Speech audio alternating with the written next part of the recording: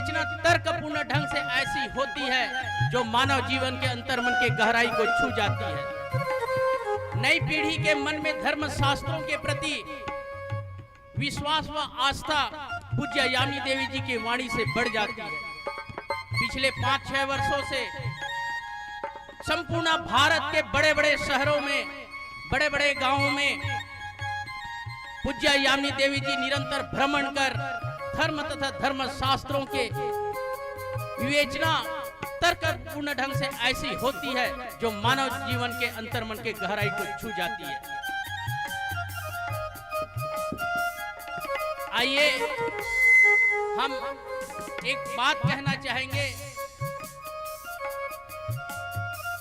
यह जो प्रवचन है जीवन को तारने वाली प्रवचन है। हमें वह दिन याद आता है, हमने टेलीविजन में देखा था, मोबाइल यूट्यूब के माध्यम से। छत्तीसगढ़ के इतिहास में घटना उस दिन घटी जिस दिन पूज्य यामिनी देवी जी ने धारा प्रवाह प्रवचन किया। बड़े बड़े संत महापुरुषों के समक्ष कुंभ महापर्व उज्जैन तथा प्रयाग जैसे धर्म नगरी के राष्ट्रीय धार्मिक मंचों पर धर्म का मर्म समझाकर छत्तीसगढ़ की बेटी पूज्य यामिनी देवी जी ने सभी को अचंभित कर दिया। आज धर्म जागरण हेतु रामचरितमानस, देवी भागवत, शिव पुराण, देवी पुराण जैसे धर्म ग्रंथों पर दीदी जी को आमंत्रित किए जा रहे हैं। दीदी जी के प्रवचन से हम युवाओं को, एक नई पीढ़ी को धर्म हेतु जोड़ने का एक नया कार्य कर रही है हमारी दीदी। जब दीदी जी को देखते हैं, सुनते हैं तो हमें इतिहास के सुनहरे अक्षरों पर लिखा गया महान नारियों की याद आती है। देवी सीता, सती अनसुईया, सती सावित्री, रानी दुर्गावती, रानी अमतीबाई, झांसी की रानी लक्ष्मीबाई। झांसी की रानी लक्ष्मीबाई की वीरता से आप सब परिचित हैं। चमक उठी सन 57 में वह तलवार पुरानी थी और बूढ़े भारत में फिर से आई नई जवानी थी। दूर फिरंगियों ने मरने को सबने मन में ठानी थी। बुंदेले हर बोलो के मुंह से हमने सुनी कहानी थी और खूब लड़ी मर्दानी, वह तो झांसी वाली रानी थी। आज हमारी पूज्य यामिनी देवी जी एक लड़ाई लड़ रही है ताकि हम अपने धर्म की ओर जाए, धर्म से जोड़ने की एक लड़ाई लड़ रही है। आइए 66वें दिवस में हम दीदी जी के द्वारा हमें प्रवेश किए जाएंगे। आइए हम दीदी जी को सुने। बहुत बहुत धन्यवाद।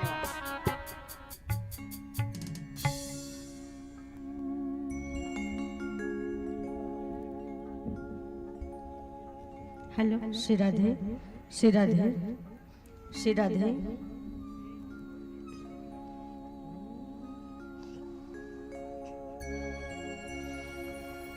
बोलिए श्रीमद् भागवत महापुराण की जय, बाके बिहारी लाल की जय।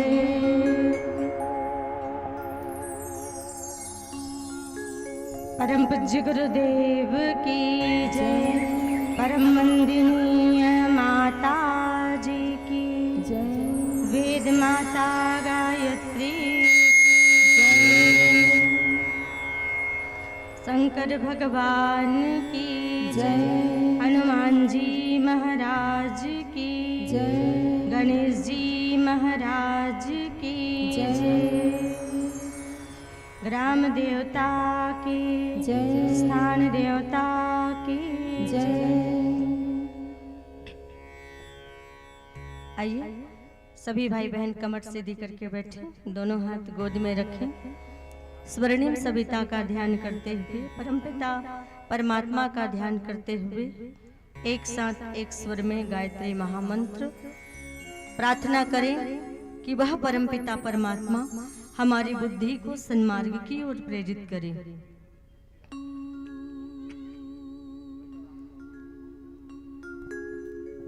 ओम भूर्भुवः स्वः तत्सवितुर्वरेण्यं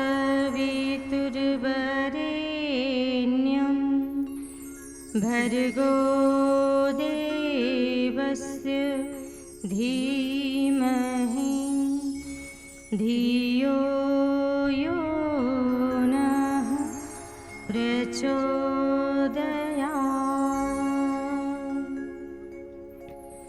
ॐ नमो भगवते वासुदेवाय नमः।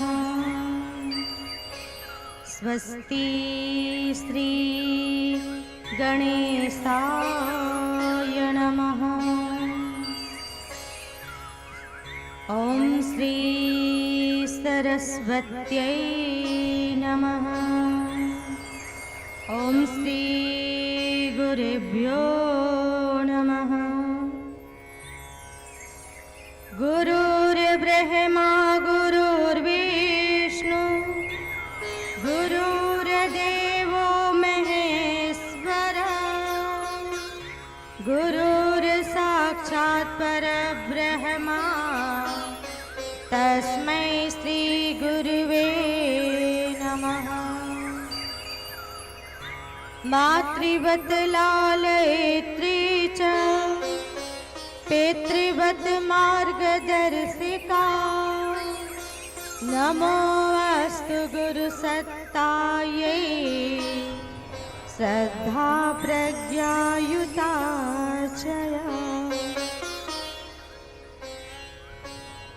आयातु वरदे देवी त्रयक्षरे ब्रह्मवादिनी।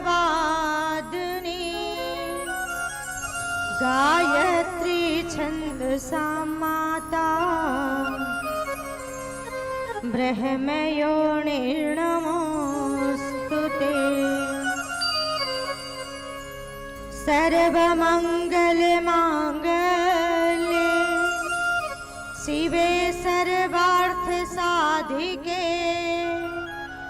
शरण्ये त्र्यम्बके गौरी नारायणी नमोऽस्तु ते। वसुदेवसुतं देवं कंसचाणूरमर्दनं। देवकी परमानन्दं कृष्णं वन्दे जगद्गुरुम्। मुखं करोति वाचालं पङ्गुं लङ्घ्यते गिरिं। यत्कृपातमहं वन्दे परमानन्दमाधवम्। पञ्चवक्त्राय विद्महे महादेवाय धीमहि। तन्नो रुद्रः प्रचोदयात्। ॐ अञ्जनीसुताय विद्महे वायुपुत्राय धीमहि। तन्नो हनुमत् प्रचोदयात्।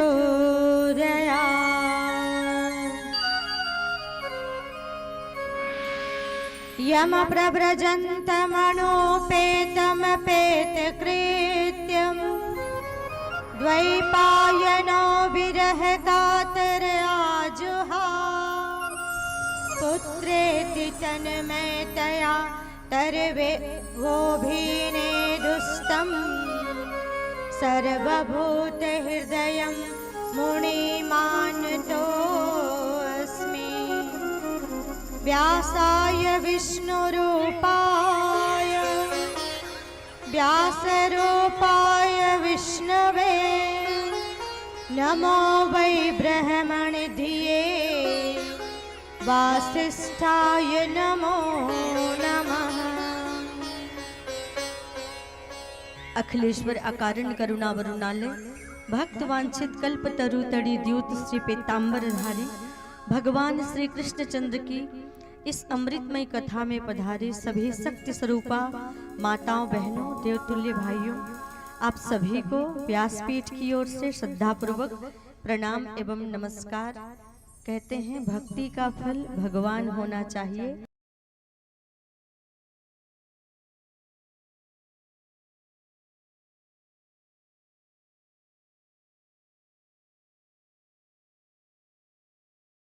होती है।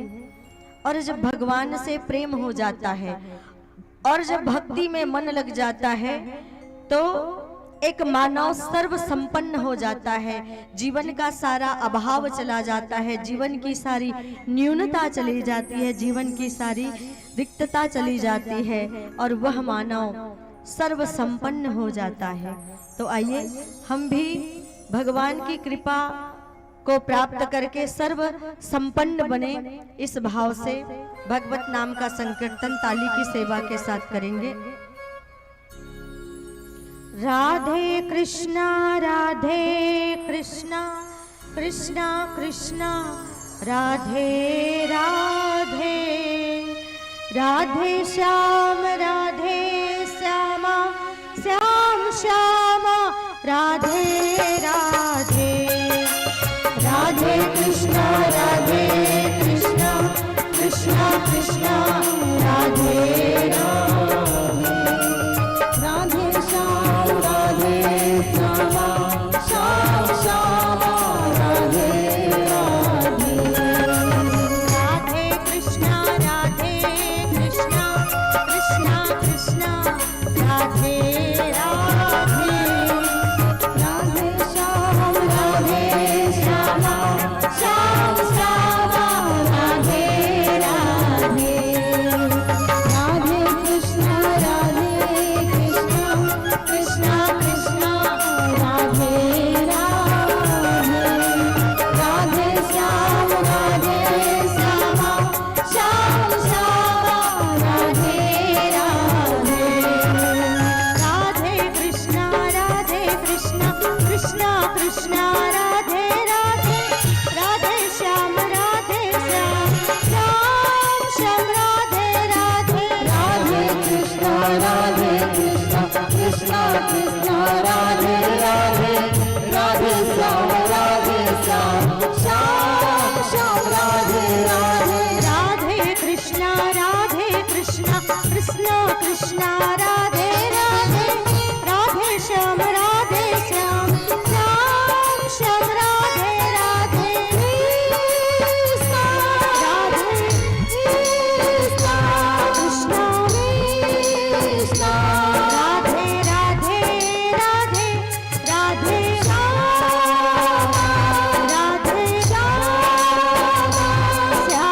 श्याम राधे राधे राधे,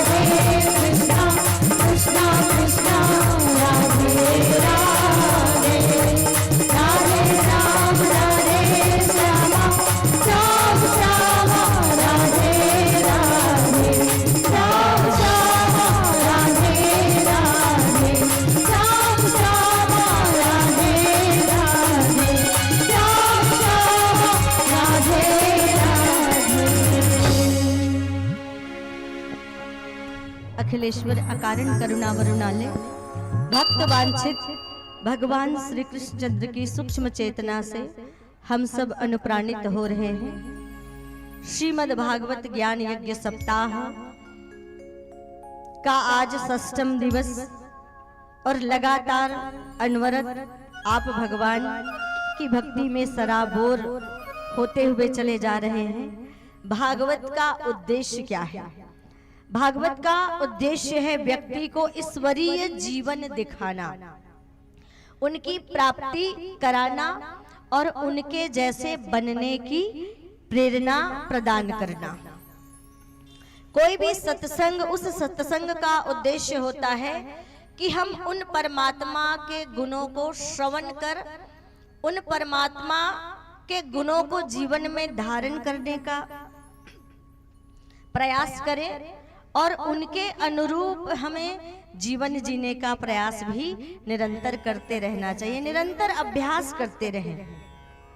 कहते हैं ना कि लहरों से डर के नौका पार नहीं होती और कोशिश करने वालों की कभी हार नहीं होती।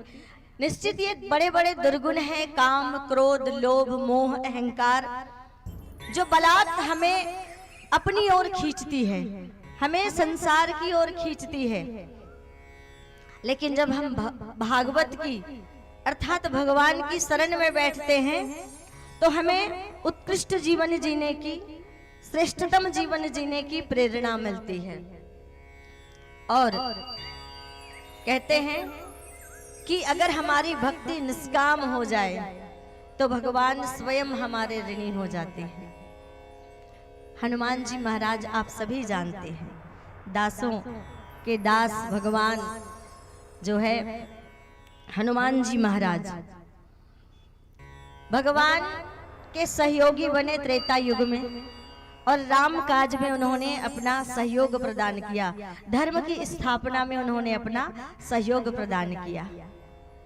लेकिन जीवन भर भगवान के साथ तो रहे पर कभी अपनी इच्छा उनके सामने प्रकट नहीं की, कभी कुछ मांगा नहीं भगवान से। तो जब भगवान राम लंका से विजय प्राप्त करके वापस लौटे और उनका राज्याभिषेक हो रहा था तो उन्होंने सभी लोगों को कुछ न कुछ दिया। तब वहीं पर हनुमान जी बैठे थे, उनके पास गए भगवान, स्वयं गए और कहने लगे, हे हनुमान, प्रति उपकार करो का तोरा, का उपकार करो मैं तोरा, मैं तुम्हारे लिए क्या कर सकता हूं, कहो मुझसे। हम भगवान को कभी मौका ही नहीं देते कि वो हमसे भी ऐसा प्रश्न करे, हमसे ऐसे कुछ पूछे, क्योंकि हम तो उनके ऐसे प्रश्न करने से पहले, ऐसे पूछने से पहले ही जाते हैं और जाते ही अपनी सारी डिमांड उनके सामने रख देते हैं। भगवान ये चाहिए, भगवान वो चाहिए, बड़ी लंबी चौड़ी हमारी लिस्ट उनके सामने जाते ही खुल जाती है। पर हनुमान जी महाराज ने कभी अपनी इच्छा प्रकट नहीं की, कभी कुछ भी नहीं मांगा। तो आज स्वयं चलकर पूछते हैं कि का उपकार करूं मैं तोरा, बताओ क्या कर सकता हूं। तुम्हें मैं पहले भी पद देना चाहता था, 3 पद देना चाहता था। बोले जब मैंने बाली को मारकर सुग्रीव को राजा बनाया तो सोचा तुम्हें भी वहां कोई पद मिल जाए, लेकिन उस समय सीता की खोज करनी थी, मुझे तुम्हारी आवश्यकता थी, तुम्हारी सहायता चाहिए थी। जब मैंने लंका पर विजय प्राप्त की वहां भी मेरे मन में विचार आया, पर वहां भी कुछ दे नहीं पाया और आज भी मुझे समझ में नहीं आ रहा है। तो भगवान कहते हैं, भगवान से हनुमान जी कहते हैं कि अच्छा किया भगवान, जो आपने मुझे कोई पद नहीं दिया। वो 3 जगह आप मुझे पद देना चाहते थे पर वो मुझे 3 पद नहीं भगवान, मुझे 4 पद चाहिए। आपके इतने बड़े बड़े काम किए हैं ना मैंने, तो इसलिए मुझे 3 नहीं, मुझे 4 पद चाहिए। भगवान बोले बताओ हनुमान कौन कौन से 4 पद चाहिए। तीनों लोग मांगते भगवान से हनुमान जी तो भी समर्पित कर देते, न्योछावर कर देते भगवान हनुमान जी के ऊपर। 4 पद मांगा और कहने लगे भगवान ये संसार के पदों को लेकर मैं भला करूंगा क्या? मेरी अनुरक्ति, मेरी प्रीति, मेरी भक्ति तो सदा से आपके चरणों के प्रति रही है। और मुझे कौन सा पद चाहिए? बोले 2 पद आपके चरण कमल और 2 पद सीता मैया के चरण कमल। ऐसे 4 पद मुझे चाहिए, संसार के पद कोई मुझे नहीं चाहिए संसार की। और क्या कहने लगे? मुझको कीर्ति न वैभव न यश चाहिए, मुझे राम नाम का बस रस चाहिए। और इसी प्रकार एक बार विभीषण जी महाराज ने भी हनुमान को मोतियों की हार दे दी। तो हनुमान जी महाराज उन मोतियों के हार को क्या करने लगे? चाप चाप कर उनको फेंकने लगे। तो विभीषण जी महाराज ने पूछा, अरे हनुमान ये तुम क्या कर रहे हो? लगता है तुम्हें इन मोतियों की कीमत के बारे में कुछ नहीं पता। ये बहुत मूल्यवान है, ये बहुत कीमती है और ये मोतियां यूं ही आसानी से नहीं मिलती और तुम इसे यूं ही चबा कर फेंक रहे हो। तो हनुमान जी का कितना सुंदर उत्तर था, अनमोल कोई भी चीज मेरे काम की नहीं, जिसमें छवि दिखती मेरे श्री राम की नहीं। क्या कहा? अनमोल कोई भी चीज मेरे काम की नहीं, जिसमें दिखती छवि मेरे श्री राम की नहीं। राम रसिया हूँ मैं, नाम सुमिरन करूं, प्रभु नाम नाम का सदा चिंतन करूं। मैं तो राम रूपी नाम का प्यासा हूँ और मुझे इसके अलावा कुछ भी नहीं चाहिए। तो हमारी भक्ति जब निष्काम हो जाती है तो हम भगवान हमारे ऋणी हो जाते हैं और हम सर्वसंपन्न हो जाते हैं। हमारे जीवन की सारी न्यूनता चली जाती है। और इसी प्रकार एक बार राधा रानी ने भी अपने गले में मोतियों की हार माला पहनी हुई थी और भगवान श्री कृष्ण जब आए और देखा कि राधा रानी के गले में सुंदर मोतियों का हार है तो बहुत ही सुंदर दिख रहा था। भगवान कृष्ण को उसे छूकर देखने का मन किया तो भगवान कृष्ण आगे बढ़े और जैसे ही उन मोतियों की माला को छूकर देखना चाहा, राधा रानी पीछे हट गई और कहने लगी कि अरे नहीं नहीं कृष्ण, ये बहुत कीमती मोतियों का हार है, इसलिए इसे छूना मत। अब यहाँ तक तो चलो ठीक है, हंसी मजाक हो गई कि मना कर दिया छूने के लिए, भगवान भी मुस्कुराए, कोई बात नहीं भाई चलो।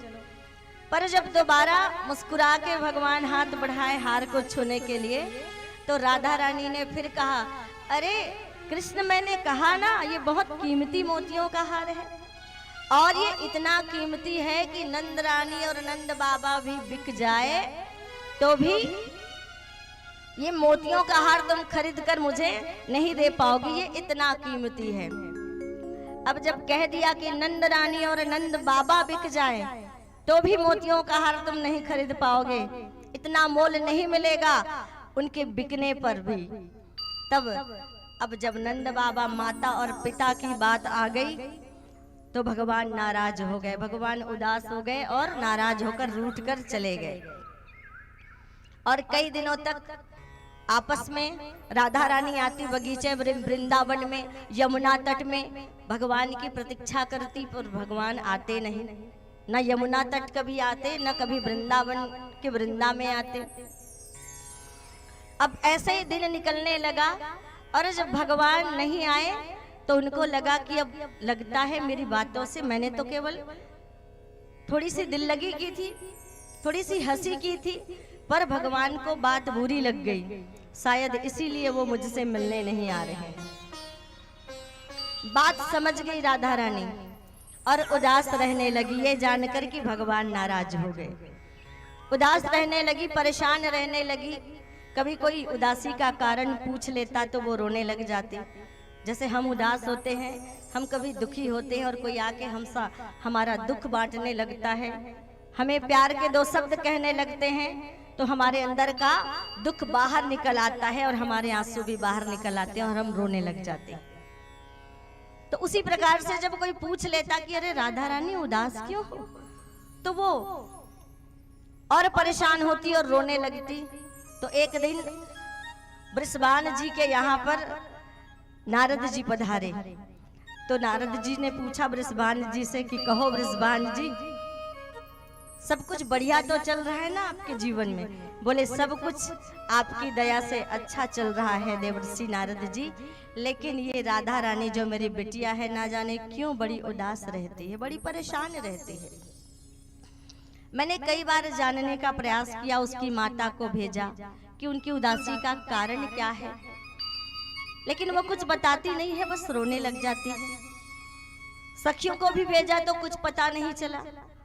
तो देवर्षि नारद जी कहते हैं कि बिना कारण, क्योंकि कारण तो वृषभान जी को पता नहीं है ना, बोले बिना कारण अगर घर की बेटी जो सयानी हो गई है वो उदास रहने लगे और दुखी रहने लगे तो समझ लो उनके ब्याह का समय आ गया है और उनके लिए अच्छा वर देखना अब आरंभ कर दीजिए। बोले अब मेरी बेटी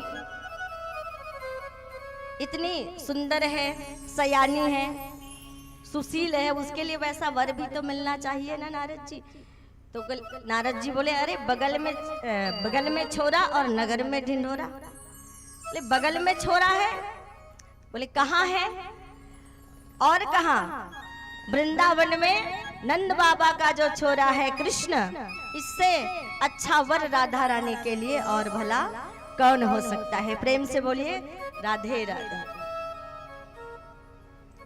इससे अच्छा वर आपको और कहीं नहीं मिलेगा वृषभान जी। अब नारद जी ने उनकी महिमा का बखान किया। कोई बात नहीं वृषभान जी, थोड़े शरारती हैं कन्हैया, कभी कभी किसी के घर की मटकी फोड़ देते हैं तो कभी किसी के घर का माखन चुरा लेते हैं, लेकिन माखन और मिश्री ही चोरी करते हैं, कभी किसी का धन नहीं चुराया उसने। तो लड़की जब सयानी हो जाती तो माता पिता कहते हैं ब्याह कर दो, और लड़के जब थोड़े बिगड़ने लगते हैं तो कहते रे शादी कर दो, ब्याह कर दो, ठीक हो जाएगा। बोले ठीक है, वो माखन मिश्री चुराता है कोई बात नहीं, पर ब्याह होगा तो सुधर जाएगा, राधा रानी उसे सही रास्ते पर ले आएगी। अब कैसे संदेशा भेजे? नारद जी ने बताया कि बढ़िया सुंदर एक पत्र भेज दीजिए। अब पत्र को खाली कैसे भेजे? तो 108 खोमचे मंगवाए वृषभान जी ने, और 108 खोमचे मंगाकर किसी खोमचे में मिठाई, किसी खोमचे में वस्त्र और बहुत सारे खोमचे में उन्होंने मोतियां भर दी। 108 खोमचों में उन्होंने तरह तरह की सामग्रियां भर दी। ये खोमचा किसको कहते हैं? परात, बड़ा बड़ा जो परात होता है ना, आप शादी ब्याह में जो उपयोग करते हैं, वो उन परातों में। तो ऐसे 108 परात उन्होंने तैयार किए और एक संदेशा भेजा कि हम अपनी राधा रानी के लिए आपके कृष्ण के साथ चाहते हैं कि उनका विवाह हो जाए, और ये हमारी ओर से विवाह का प्रस्ताव है नंद बाबा जी। और ये प्रस्ताव आया, और प्रस्ताव आया तो प्रस्ताव के साथ वो खोमचे भी आए। अब खोमचे रखे गए हैं चारों तरफ, नंद बाबा के हाथ में पत्र है। तो भगवान कृष्ण के मन में बड़ी उत्सुकता है कि इन खोमचों में क्या है और पत्र में क्या लिखा है। तो पत्र की बात तो अभी तक पता नहीं चली उनको। उन्होंने खोमचे उठाकर देखा कि तरह तरह के सामान आभूषणों से भरा हुआ है, और कई खोमचों में मोतियां भरी हुई है। अब मोतियों को देखा, और मोतियों को देखने के पश्चात उनको और थोड़ा सा गुस्सा आया। अच्छा, पुनः अपनी धनवत्ता को दिखाने के लिए इन्होंने इतनी सारी मोतियां भेज दी, तो हम भी कम नहीं हैं। उनमें से पसर भर की मोतियां उठा ली भगवान ने और मोतियां उठाकर ले गए। अब नंद बाबा देखते देखते आए खोमचों को, तो देखा कि इसमें से मोतियां कुछ निकल गया है। अब सोचने लगे कि किसने निकाला, तो पता चल गया ये तो कृष्ण के अलावा और कोई नहीं हो सकता। उन्हीं को बुला के पूछा गया, बोले क्या तुमने मोतियां निकाली? बोले हाँ, मैंने मोतियां निकाली। क्यों निकाली? कि मैंने मोतियां निकालकर उन मोतियों की खेती कर दी है। मोतियों की खेती? हमने तो अभी तक फसलों की खेती सुनी थी, ये मोतियों की खेती भी कब से होने? पेड़ों पे मोतियां ही लटक रही थी। ये भगवान की कृपा है कि हीरे और जवाहरातों का पेड़ उगाया था और उनमें मोतियां लटक रही थी, हीरे जवाहरात लटक रहे थे। अब नंद बाबा से कहा भगवान कृष्ण ने, नंद बाबा 108 परात उन्होंने भेजे हैं, आप उससे बढ़ा करके परात भेजिए और किसी परात में वस्त्र और आभूषण नहीं जाएगा, सभी परातों में केवल मोतियां और मोतियां ही जाएगी। और सभी परातों में उन्होंने मोतियां भर दी। अब जब परात आया इधर, राधा रानी को जब पता चला कि वहां से संदेशा आया है वृंदावन से, तो प्रसन्न मन से जो उदास थी दौड़ती हुई आई और जैसे ही कपड़ा उठाकर देखा परातों से, तो मोतियों से भरा हुआ देखा तो और जोर जोर से रोने लगी। अब तो खाना पीना छोड़ दिया, समझ गए भगवान को एक बार जो मैंने मजाक कर दिया था, दिल लगी कर दी थी, उसी का बदला लेने के लिए उन्होंने क्या किया है, ये मोतियां भर के भेजी है। अब तक मेरी बात को उन्होंने मन से लगाया हुआ है, दिल से लगाया हुआ है। अब उन्होंने खाना पीना बंद करा दिया, तो वृषभान जी ने क्या किया, चारों तरफ मुनादी करा दी बरसाने में कि जो भी राधा रानी के कष्ट को दूर करेगा, उसके चेहरे पर हंसी लाएगा, उसे पुरस्कार दिया जाएगा। अब ये बात जो है, कोई खबर होती है तो वो खबर तो आग की तरफ फैल जाती है चारों तरफ। अब ये खबर वृंदावन पहुंच गई और भगवान को लगा कि अरे राधा रानी इतना नाराज हो गई, खाना पीना छोड़ दिया, सब कुछ त्याग दिया और रो रही हैं। और वो भी सोचने लगे अगर सीधे तरीके से जाऊंगा तो जीवन भर गुलामी करनी पड़ेगी, लेकिन जाना तो पड़ेगा, मनाऊं कैसे? भगवान ज्यादा देर तक अपने भक्तों से नाराज नहीं रह सकते, अपने भक्तों से ज्यादा देर तक वो दूर नहीं रह सकते।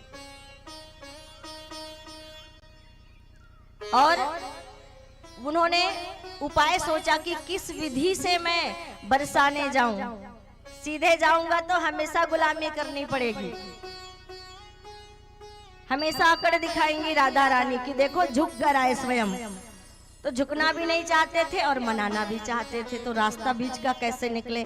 तो क्या किया, अपनी मैया के कक्ष में गया कृष्ण और वहां से एक घाघरा चोली निकाल ली और घाघरा चोली निकाल ली, उसको पहन लिया और घाघरा चोली निकाल के पहन के घूंघट डाल लिया और माँ के अलमारी से कुछ हरी पीली लाल नीली चूड़ियां निकाल ली और आ गए बरसाने की नगरी में। और बरसाने की नगरी में आकर जैसे ही प्रवेश किया, उन्होंने आवाज लगाई, चूड़ी ले लो चूड़ी, चूड़ी ले लो चूड़ी, हरी पीली नीली लाल चूड़ी ले लो चूड़ी। किसको किसको खरीदनी है? आज कन्हैया चूड़ी बेचने आए हैं। जो माताएं आई हैं वो तो खुद के लिए ले सकती हैं, उनके सौभाग्य की निशानी है। और जिन भाइयों की बहनें नहीं आई हैं वो घर खरीद के ले जा सकते हैं। तो बढ़िया, किसका भेष बनाया? मनिहारी का भेष बनाया, श्याम चूड़ी बेचने आया। मनिहारी का भेष बनाया, श्याम चूड़ी बेचने आया। मनिहारी का भेष बनाया, श्याम चूड़ी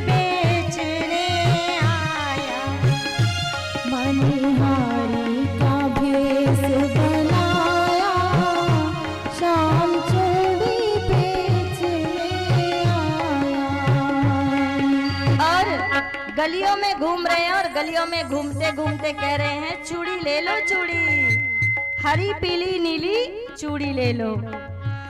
झोली कांधे घरी उसमें चूड़ी भरी, झोली कांधे घरी उसमें चूड़ी भरी, झोली कांधे धरी उसमें चूड़ी भरी, झोली कांधे घरी उसमें झोली भरी।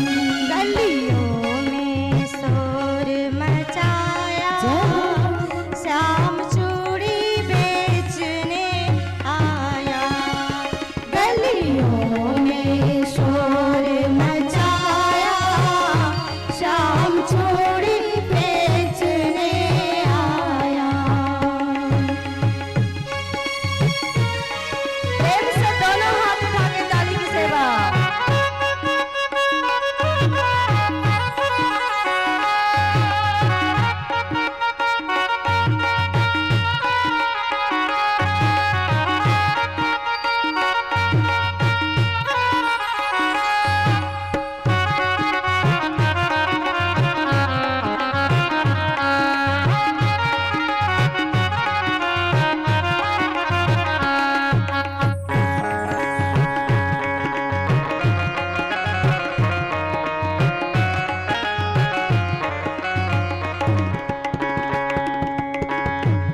अब कन्हैया बिल्कुल राधा रानी के महल के नीचे आ गए और आवाज लगाने लगे चूड़ी ले लो चूड़ी।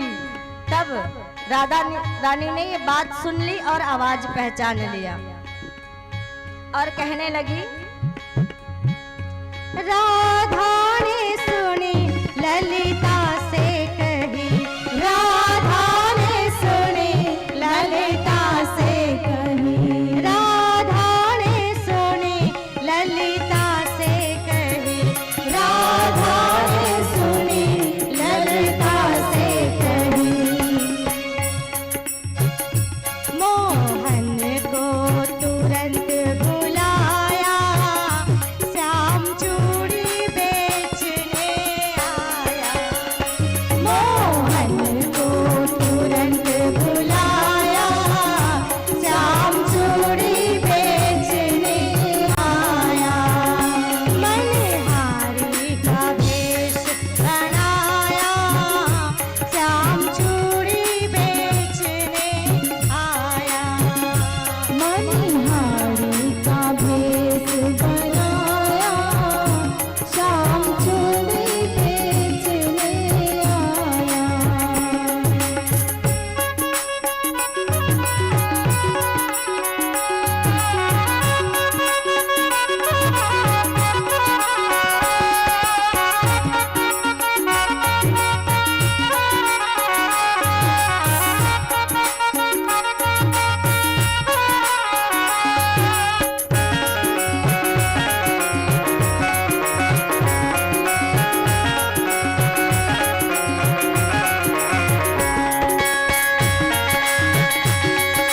जय हो।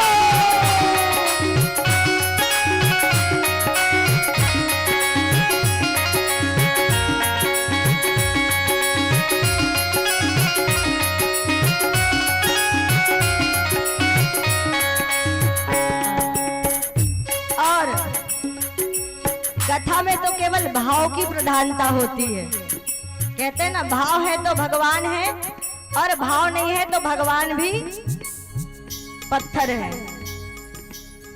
तो आप बिल्कुल भाव से जुड़ जाइए। अब कन्हैया चूड़ी दिखा रहे हैं और राधा रानी चूड़ियां छांट रही हैं।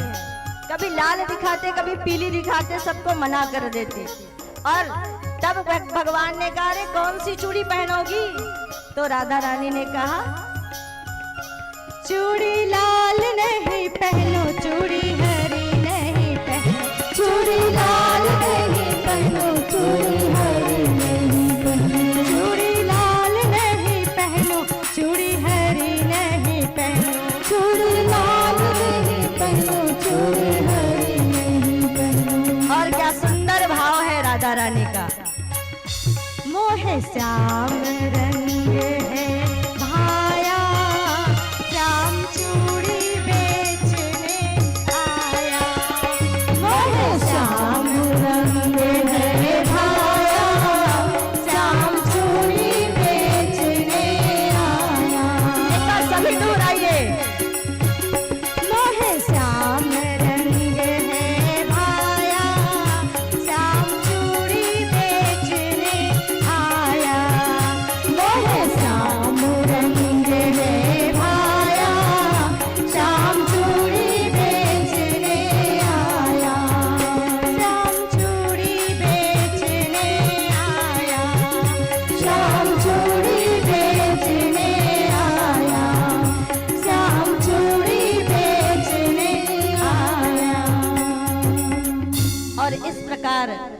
भगवान आते हैं और राधा रानी के कष्टों को दूर करते हैं।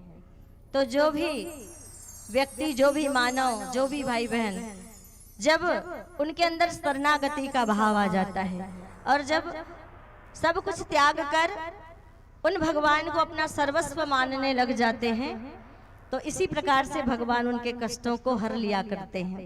और बहुत सुंदर कल आपने कथा श्रवण की, गिरिराज भगवान को किस प्रकार से उन्होंने कनिष्का उंगली में उठाया और जो उनके शरण में आए, जो उनके शरणागत हुए, उन सभी भक्तों का उन्होंने क्या किया? संकट दूर किया, उनके प्राणों की रक्षा की इंद्र के प्रकोप से। और अब कहते हैं आज आप प्रसंग श्रवण करेंगे रास लीला का। तो जैसे ही रास लीला शब्द हमारे कान में सुनाई पड़ते हैं, मन में तुरंत विचार आ जाता है कि ये नाचने और गाने की लीला है। लेकिन मेरे भाइयों बहनों, ये नाचने और गाने की लीला बिल्कुल नहीं है। ये क्या है? ये आत्मा और परमात्मा के मिलन की लीला है कि किस प्रकार की भक्ति हमारे अंदर उत्पन्न होगी, तब हम उस परमात्मा शक्ति को, उस परमात्मा तत्व को हम प्राप्त कर सकेंगे। ये बताती है ये रास लीला। और भक्ति रस में इंद्रियों को सराबोर कर देना ही क्या है? रास लीला। अपनी सभी, जो प्रत्येक इंद्रियों से कृष्ण रस का पान करता हो, वही रास लीला का अधिकारी होता है। प्रत्येक इंद्रियों से, 5 कर्मेंद्रियां और 5 ज्ञानेंद्रियां, आप सभी को हमने बता दिया है कि कौन कौन सी हमारी 5 इंद्रियां और 5 ज्ञानेंद्रियां, और कैसे। जितासनो जीत श्वासो जीत संगो जितेंद्रियः, किस प्रकार से उनको हम आसन प्राणायाम के द्वारा सांसों पर काबू पाके संयम को जीवन में अपनाकर अपने इंद्रियों पर काबू पा सकते हैं।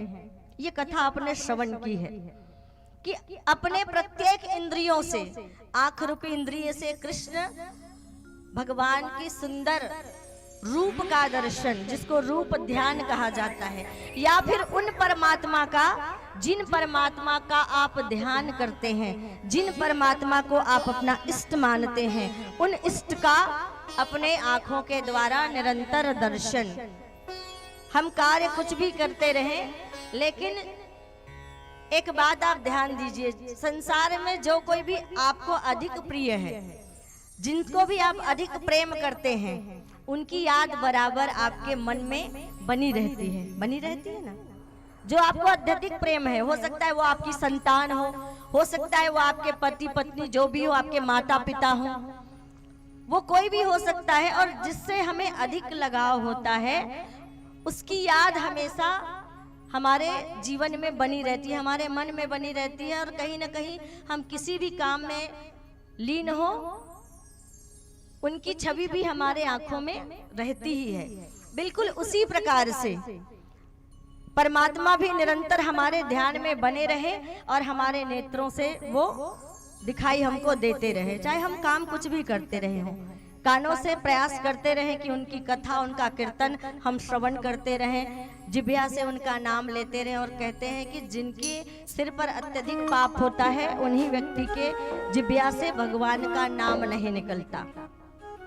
भगवान का नाम भी अगर लेने से रोकती है, तो वो हमारे जो कर्म है, हमारे पाप है, वही बाधा उत्पन्न करती है, जिसके कारण से हमारी जिह्वा से भगवान का नाम नहीं निकल पाता है। तो इस प्रकार से प्रत्येक इंद्रियों को हम कृष्ण रस का पान कराना शुरू कर दें। और कहते हैं कि ये रास लीला, रास पंचाध्यायी भागवत के 5 प्राण हैं। और सबसे पहले क्या बताया गया इसमें कि रास का अधिकारी कौन। आप क्या रास के अधिकारी बनना चाहते हैं?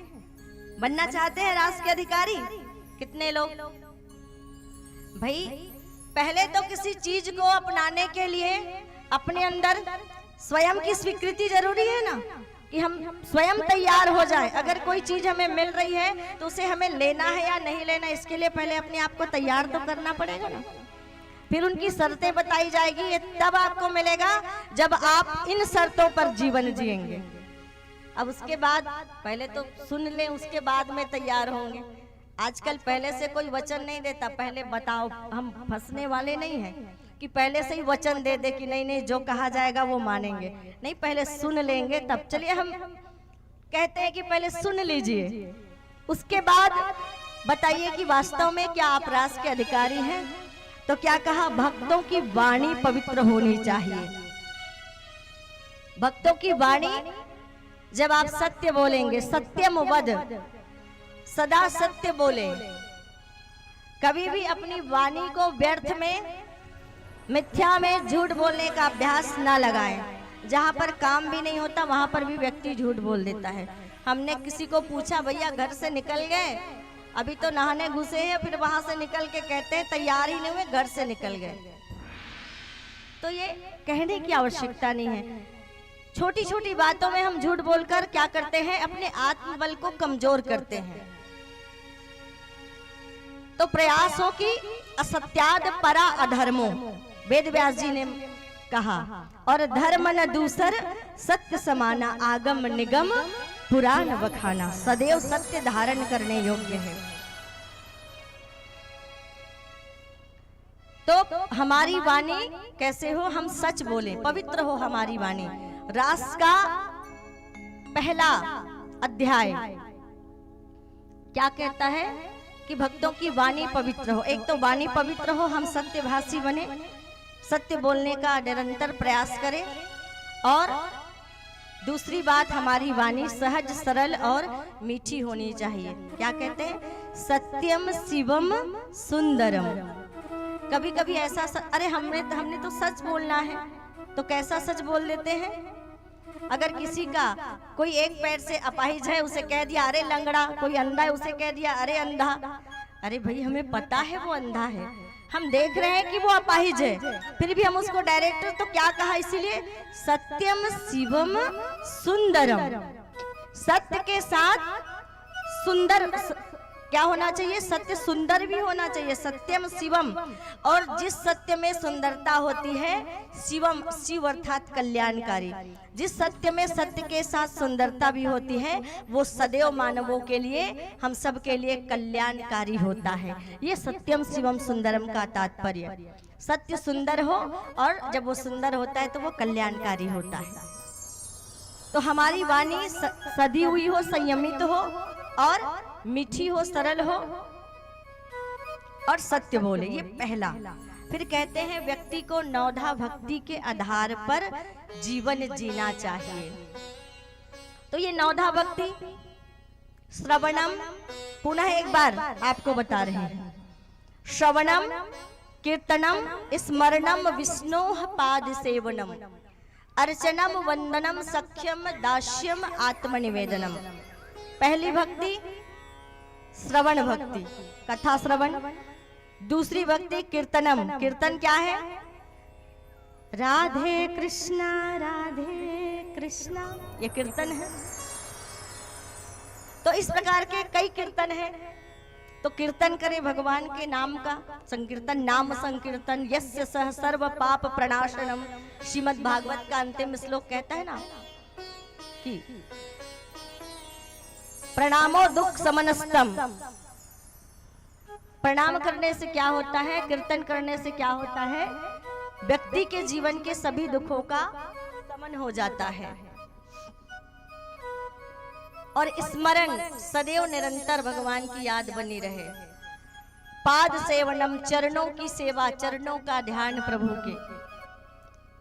फिर कहते हैं अर्चन, अर्चन किसको कहा जाता है, आप भगवान के किसी भी मंदिर में जाते हैं, अपने घर की मंदिर में, तो पत्र पुष्प, पत्रम पुष्पम तोयम त्वदीयम, जल इत्यादि जो समर्पित करते हैं, इसको अर्चना कही जाती है। अर्चनम, वंदनम, मंत्रों को जब हम बोलते हैं, मंत्रों के द्वारा स्तुति होती है, तो उसको वंदना कही जाती है। और सख्यम, सख्यम सात्वी भक्ति, सखा का भाव। फिर दास्यम, हे भगवान आप मेरे स्वामी और मैं आपका सेवक, ये दास्य भक्ति। और आत्मनिवेदनम अर्थात शरणागति। शरणागत जब अपना सर्वस्व, अपनी ममता और अपनी अहंता सब कुछ जब भगवान के चरणों में हम समर्पित करते हैं तो इसे कहते हैं शरणागति। तो इस प्रकार से नवधा भक्ति के आधार पर जो जीवन जीता है वो रास का अधिकारी कहलाता है या रास का अधिकारी हो जाता है। फिर कहते हैं गुरु श्रेष्ठ बनाए। गुरु तो आपको कहीं भी मिल जाएंगे, लेकिन गुरु कहीं भी किसी को भी वरण नहीं करना चाहिए। गुरु श्रेष्ठ बनाए। गुरु में न भव निधि तरई न होई, और जो बिरंची शंकर सम होई। गुरुर ब्रह्मा गुरुर विष्णु और गुरुर देवो महेश्वर। गुरु ब्रह्म के समान, विष्णु और शिव के समान, तपस्वी, श्रेष्ठ साधक, सद्गुणों के आधार पर सद्गुणों को अपनाकर जीवन जीने वाला, ऐसे श्रेष्ठ आत्माओं को हमें गुरु वरण करना चाहिए, जो हमें जीवन में सही रास्ता दिखाए, जो हमें सन्मार्ग की ओर चलने की प्रेरणा दे, जो हमें बुराई का त्याग करके अच्छाइयों को ग्रहण करने की प्रेरणा दे। ऐसे श्रेष्ठ गुरु को हमें वरण करना चाहिए। जैसे एक गुरु हुए कबीर साहेब जी महाराज, एक गुरु हुए रामकृष्ण परमहंस जी महाराज, एक गुरु हुए रामकृष्ण परमहंस। आप भले नाम नहीं सुने हो, लेकिन विवेकानंद को तो बच्चा बच्चा जानते हैं। ये विवेकानंद स्वामी के गुरु रामकृष्ण परमहंस। देखिए, एक श्रेष्ठ गुरु मिले, एक छोटे से गरीब बालक, बहुत गरीब था, जिसका नाम था नरेंद्र। ऐसी परिस्थिति आ गई कि एक बार की बात है, ये स्वामी विवेकानंद इतने गरीब थे कि इनको दूसरे के घर की बाड़ी में भोजन के साथ, चावल के साथ खाने के लिए मिर्ची चुरानी पड़ी थी। ऐसी गरीबी। परमहंस जी के आप किताब को पढ़ेंगे तो आपको पता चलेगा। ऐसी गरीबी, बहन की शादी के लिए पैसा नहीं था, लेकिन ऐसे छोटे से साधारण से बालक को अपनी शिक्षा, अपना ज्ञान, अपनी विद्वता सब कुछ देकर क्या बना दिया, विश्व का महान नायक बना दिया स्वामी विवेकानंद को। तो गुरु ऐसे हुआ करते जो स्वयं अपने आप से शिष्य को ज्यादा बढ़ा देते हैं। और गुरु हुए समर्थ रामदास जी महाराज, जो गायत्री के उपासक थे। और ये किनके गुरु थे? ये शिवाजी के गुरु थे। और ऐसे व्यक्तित्व का निर्माण किया शिवाजी का कि शिवाजी के सामने स्वयं भवानी माता प्रकट हो गई और उनको तलवार जो है वो देती है। तो ऐसे व्यक्तित्व को गढ़ दिया समर्थ गुरु रामदास ने। शिवाजी से जैसे व्यक्तित्व का निर्माण किया, ऐसे श्रेष्ठ व्यक्ति को हमें गुरु बनाना चाहिए, जो वास्तव में गुरुर ब्रह्मा गुरुर विष्णु और गुरुर देव महेश्वरा शब्द को सार्थक करता हो। और गुरु हुए हैं पंडित श्री राम शर्मा जी आचार्य। ऐसे श्रेष्ठ तपस्वी जो कलयुग में भी हिमालय में रहकर जिन्होंने तपस्या की, जिन्होंने गायत्री को सिद्ध किया और कठिन तप किया, कठिन व्रत साधना ली जीवन भर। ऐसे श्रेष्ठ गुरुओं को क्या करना चाहिए? जीवन में हमें गुरु धारण करना चाहिए, गुरु बनाना चाहिए। तो गुरु श्रेष्ठ बनाए। फिर कहते हैं मन में विरक्ति लाए। ये तो बहुत कठिन काम है। जब तक दरबार में बैठे हैं तब तक तो जब बातें सुनते रहते हैं तो ऐसा लगता है कि इस दरबार से बढ़िया तो और कहीं कोई दरबार ही नहीं, इस जगह से बढ़िया तो और कहीं कोई जगह ही नहीं। मन बहुत लगा रहता है, लेकिन सबका नहीं, सबका जरूरी नहीं है मन लगे। कई बार ऐसा होता है बैठे कथा में रहते हैं और मन कहीं और लगा रहता है। तो पूजा करें भी तो हमारी पूजा कैसी होनी चाहिए? एक बार की बात है, एक सज्जन थे, बड़े परेशान थे अपनी पत्नी से। कभी मंदिर नहीं जाती, कभी अगरबत्ती नहीं जलाती, कभी फूल नहीं चढ़ाती। बड़े परेशान थे और उनके पति देव बिल्कुल बराबर प्रातः काल उठते, अगरबत्ती मंदिर में जाते, लगाते, अर्चन वंदन सब करते। एक दिन गांव में महात्मा जी आए तो बेचारे दुखी रहा करते थे, बात नहीं मानती थी उनकी पत्नी। तो महात्मा जी के पास गए और उनसे निवेदन किया कि महात्मा जी कोई ऐसी विधि बताइए, कोई ऐसी विद्या दीजिए कि मेरी पत्नी जो है वो भी पूजा पाठ कुछ किया करे। कुछ तो आप ऐसा मंत्र बोलिए, कुछ उसको समझाइए, कुछ सिखाइए। महात्मा जी बोले ठीक है, हम कल आएंगे आपके घर प्रातः काल, आप तैयार रहना। अब दूसरे दिन प्रातः काल बिल्कुल सुबह सुबह 5 बजे वो महात्मा जी उनके घर पधारे ब्रह्म मुहूर्त में। पत्नी घर के आंगन को ही झाड़ू लगा रही थी और ये पति देव बढ़िया अपना इम्प्रेशन उनको जमाना था महात्मा जी के सामने, तो बिल्कुल नहा धो के मंदिर में बैठे थे। अब महात्मा जी ने उनकी पत्नी से पूछा जो बाहर झाड़ू लगा रही थी आंगन में, कहे देवी आपके पति ने हमें बुलवाया था तो हम आए हैं, जाकर अपने पति को बुलाइए। तो उनकी पत्नी ने कहा कि क्या बताएं महात्मा जी, हमारे पति तो सुबह सुबह जो है वो जूते की दुकान में बैठ के जूता खरीद रहे हैं, अब उनको कहाँ से बुला के लाए। ये बात, ये आवाज जो है पति के कान में पड़ी, वो मंदिर में बैठ के घंटी बजा रहे थे। वो बाहर निकले और महात्मा जी के चरणों को प्रणाम किया और कहने लगे देख रहे हो महात्मा जी, अंदर घर में बैठा हूँ, मंदिर में बैठकर घंटी बजा के पूजा कर रहा हूं और ये कह रही है जूता दुकान में बैठा हूं, जूता खरीद रहा हूं। देखो झूठ भी बोलने लगी है। मैं कहता था ना इसकी बुद्धि पलट गई है, इसकी बुद्धि खराब हो गई है और इसीलिए तो आपको बुलाया है कि इसकी बुद्धि ठीक करनी है आपको। अब पत्नी कहने लगी कि बैठे तो आप मंदिर में थे, निश्चित आप बैठे मंदिर में थे, ये मुझे भी पता है, पर आप मंदिर में शरीर से बैठे थे। आपका मन तो जूते की दुकान में था और घंटी बज रही थी, मंत्र भी बोल रहे थे, पर मन में चल रहा था कि अरे कल जूते के दुकान में गया था, जूता बहुत पसंद आया था, पर भाव नहीं पटा तो खरीद नहीं पाया, आज जाऊंगा तो खरीद लूंगा, यही उधेड़ बुन मन में चल रहा था।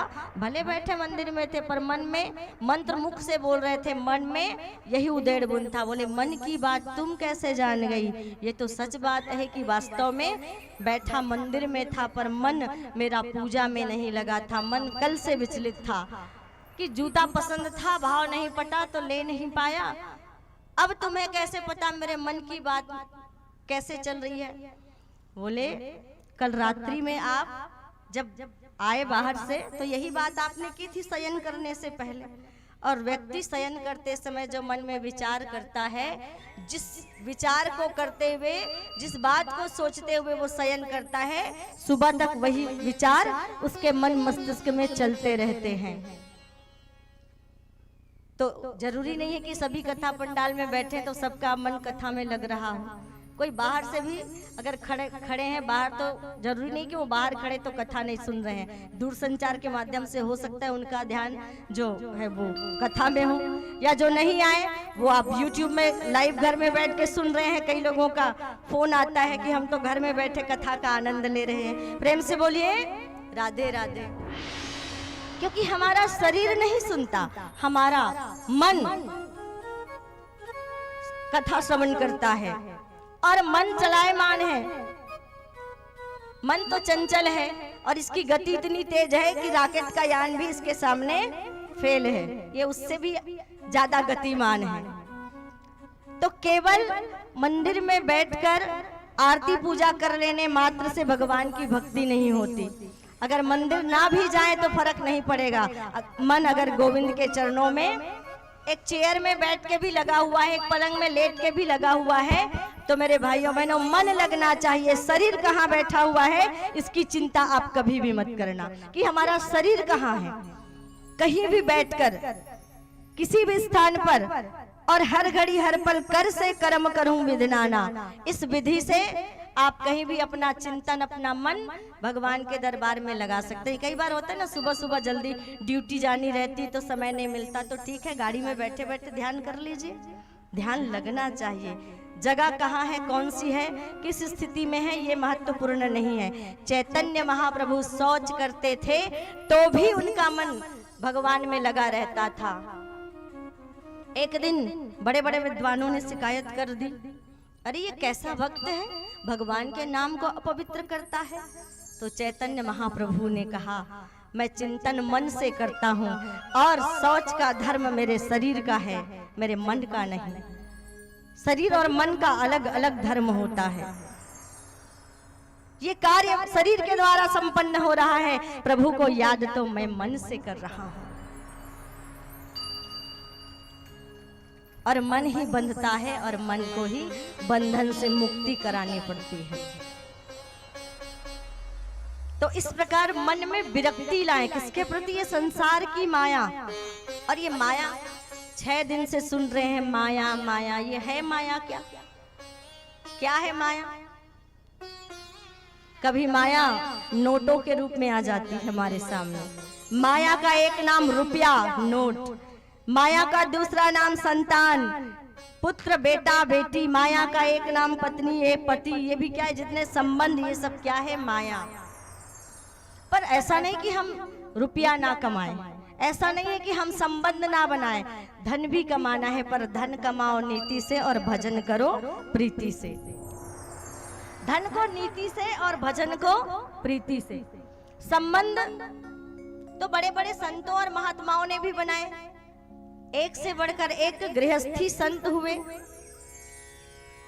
पर क्या करें, उन सारे जिम्मे कोई नहीं कहता आप घर छोड़िए, आप माला पकड़िए कि आप वन में जाइए। ये काम तो हम कलयुग के लोगों से सदेगा भी नहीं।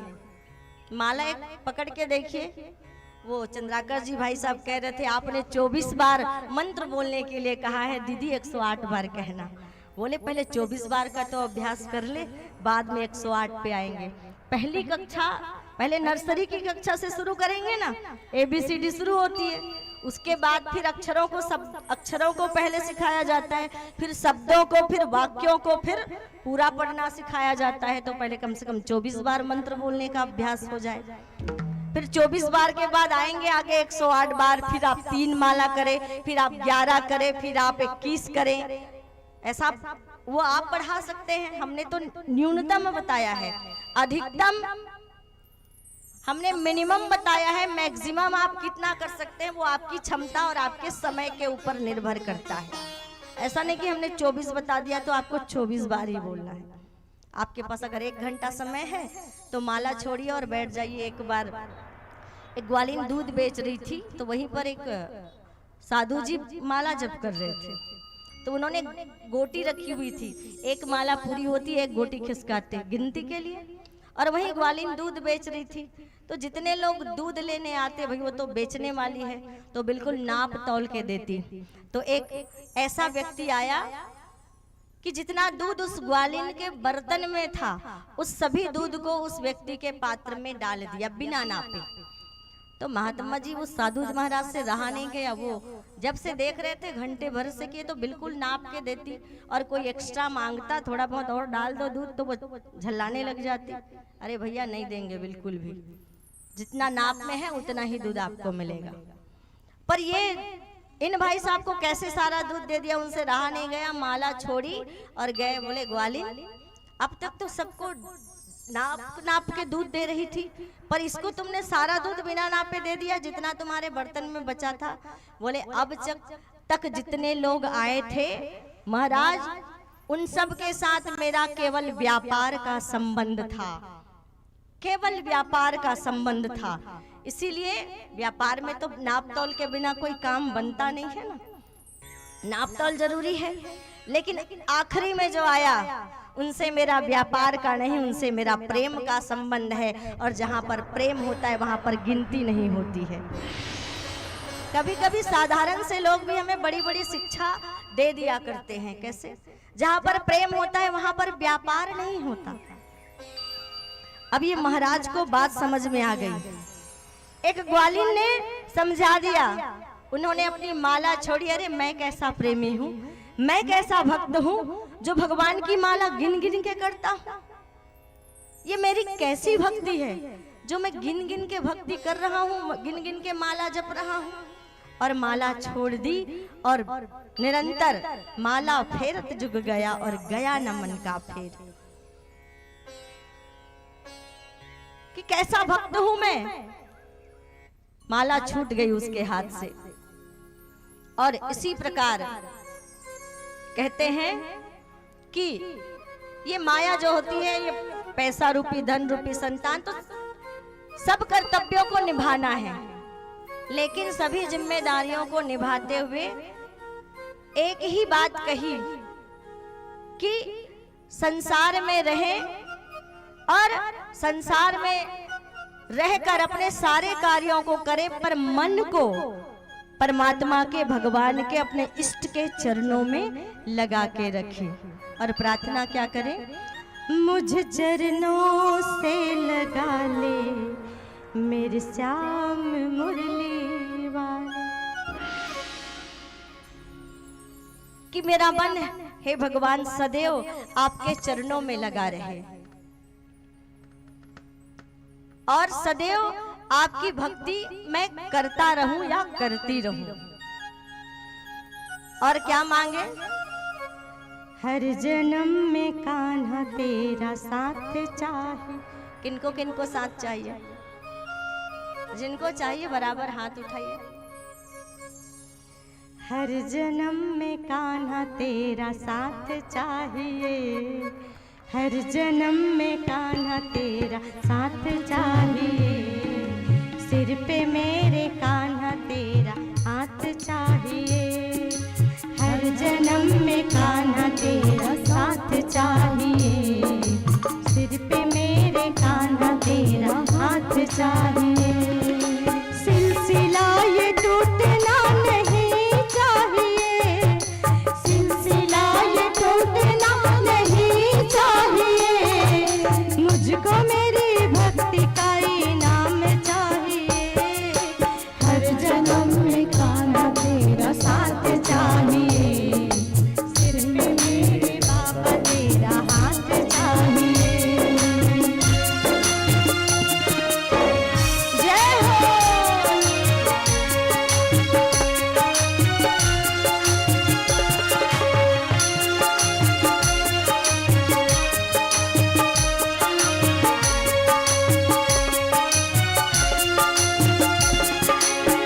तेरी चौखट पे सर झुकाता रहूं, तेरे दरबार में दुआता रहूं।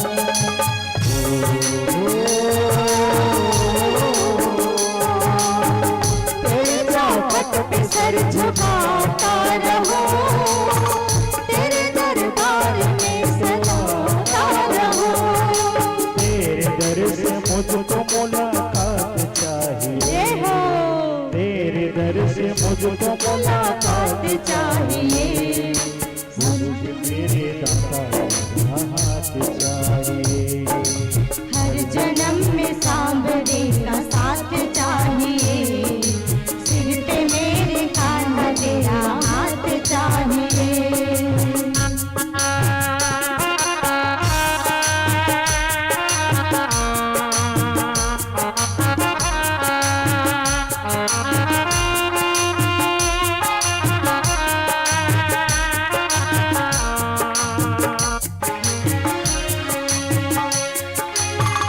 मेरी आंखों में तुम समाए हो, जान से ज्यादा मुझको प्यारे हो।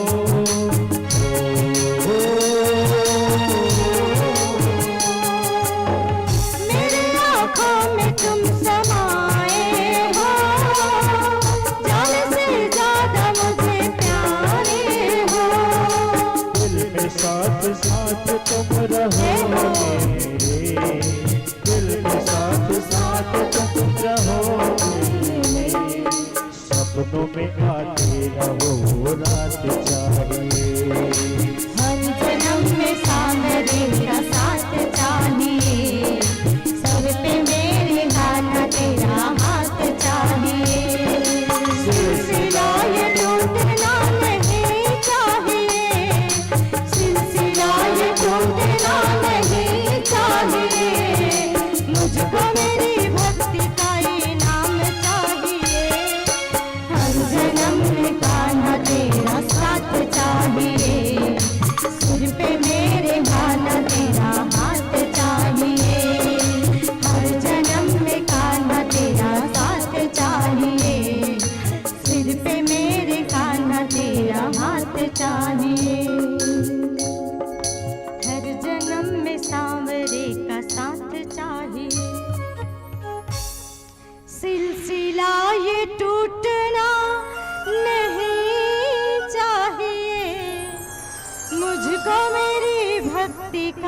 इनाम चाहिए, हर जन्म में कान्हा तेरा साथ चाहिए।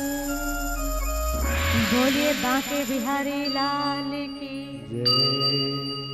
तो मन में विरक्ति लाने का तात्पर्य संसार का त्याग करना नहीं, संसार के में रहते हुए मन को भगवान के चरणों में लगा के रखना, यही भगवान की प्राप्ति का सबसे सरल उपाय, जिसको भक्ति कही जाती है, जिसको प्रेम कहा जाता है।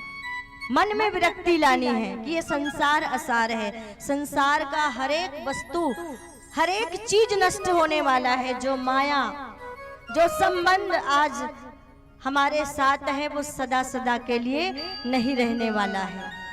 ये विरक्ति मन में लानी है। और जो संबंध, जो धन हमने पास समेट के रखा हुआ है, उसमें से किसी के पास भी हमारी मुक्ति का उपाय नहीं है, जो हमारे मृत्यु को सुधार सके और जीवन को संवार सके। मृत्यु का सुधारना और जीवन को संवारना ये धन से नहीं हो सकता, ये संबंध से नहीं हो सकता। इसका तो मात्र एक ही उपाय है, प्रेम और भक्ति, जिसके द्वारा आप क्या कर सकते हैं, अपने मृत्यु को भी सुधार सकते हैं। क्योंकि अंत काले चमामेव स्मरण मुक्तवा कलेवरम यह प्रयाति समद्भाव नास यत्र संशयः।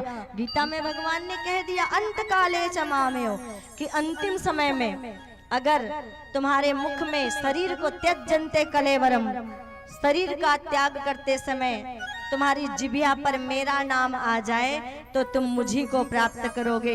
तुम्हें पुनरपि जननम और पुनरपि मरणम, बार बार जन्म लेना और बार बार मृत्यु को प्राप्त होने के चक्कर से छूट जाओगे, सीधा मुझे प्राप्त हो जाओगे, मेरे बैकुंठ लोक और गोलोक धाम को प्राप्त करोगे। और जो गोलोक धाम और बैकुंठ धाम को प्राप्त होता है, उसका दोबारा इस धरती पर किसी भी योनि में जन्म नहीं होता, उसके जन्म और मृत्यु का चक्कर छूट जाता है। और जिसके जन्म और मृत्यु का चक्कर छूटे वही क्या है, वही तो मुक्ति है। और संसार में रहते ही ज्ञान के आधार पर परमात्मा को चित्र या मूर्ति नहीं समझना चाहिए, परमात्मा को ज्ञान के स्वरूप में पहचानना चाहिए। ज्ञान परमात्मा को प्रकाश के स्वरूप मानना चाहिए, कि जब वो ज्ञान का प्रकाश व्यक्ति के अंदर जल उठता है, शिव गीता की बात है ना कि मोक्षस्य न ही वास्तव अस्ति ना ग्रामांतर में ववा हृदय अज्ञान ग्रंथिर नासो मोक्ष इति स्मृता। कि हृदय की अज्ञानता की ग्रंथि जब मिट जाती है तब क्या होता है, व्यक्ति को मोक्ष मिल जाता है। कैसी अज्ञानता की ग्रंथि की ये संसार असार है, इसमें सब कुछ नाशवान है। इस सृष्टि से पहले कोई थे तो परमात्मा, इस सृष्टि चल रही है तब भी परमात्मा ही सत्य है, और ये सृष्टि नहीं रहेगी, प्रलय की स्थिति आ जाएगी तब भी परमात्मा रहेंगे। जो तीनों काल में रहते हैं वही सत्य है। और यही बात बताने के लिए जब किसी की अंतिम यात्रा निकलती है तब क्या कहते हैं, राम नाम सत्य है। ये उस मरे हुए व्यक्ति के लिए नहीं होता जो कहा जाता है राम नाम सत्य है, ये जो पीछे पीछे साथ में चल रहे होते हैं ना, ये उन लोगों के लिए होता है कि भैया देख लो, देख लो अंत में गति क्या होती है। प्राण जब शरीर से विदा हो जाता है तो व्यक्ति किसी काम का नहीं रहता, उसके शरीर को नष्ट कर दिया जाता है, जला दिया जाता है। अब भी बात मान लो, जो पीछे पीछे चल रहे हो, जो पीछे पीछे जा रहे हो, अब भी ये बात समझ लो कि दुनिया में क्या सत्य है, क्या सत्य है, दुनिया में राम नाम सत्य है, उस परमात्मा का नाम सत्य है, कृष्ण का नाम सत्य है। इसके अलावा इस दुनिया में और कोई सत्य नहीं है। ये हम सब के लिए होता है। और कहते हैं कि उस अंतिम समय में जो सीख हमें जीवन में मिलती है, अगर उस सीख को हम जीवन में धारण कर ले तो हमारा जीवन सार्थक और सफल हो जाएगा। फिर कहते हैं पांचवी बात, देही की सुधि बिसार दे। देही की सुधि बिसार दे, कठिन सा विषय, थोड़ा सा आत्मा और परमात्मा की बात हो रही है कि अपने आप को हम क्या समझे, अपने आप को हम शरीर ना समझें। हम क्या हैं, हम शरीर नहीं हैं। इस जीवन में तो मानव का शरीर मिला है, हो सकता है अगले जीवन में हमारे कर्म के माध्यम से हमें कोई दूसरा शरीर मिल जाए। कौन जाने कि हमारा कर्म हमें कहाँ लेकर जाएगा, हमें किस योनि में भटकना पड़ेगा। तभी तो श्रेष्ठ कर्म की बात कही जाती है, और कर्मों के फल से तो कोई नहीं बच सकता। एक बार इंद्र के पुत्र का नाम है जयंत। जयंत ने देखा एक बार भगवान राम वन में जो है रुके हुए थे चित्रकूट में, तो उधर से जयंत गुजर रहे थे तो देखा भगवान राम वहीं पर बैठे हैं, विश्राम कर रहे हैं, लक्ष्मण जी वहीं पर पहरा दे रहे हैं, सीता मैया वहीं बाजू में बैठी हैं। तो उन्होंने अपने पिता से कहा कि उनके पिता ने कहा कि बेटा प्रणाम कर लो, भगवान है। तो कहा पिताजी ये भगवान नहीं हो सकते, ये तो अपने राज्य से निर्वासित है, इनको तो राज्य से निकाल दिया गया है,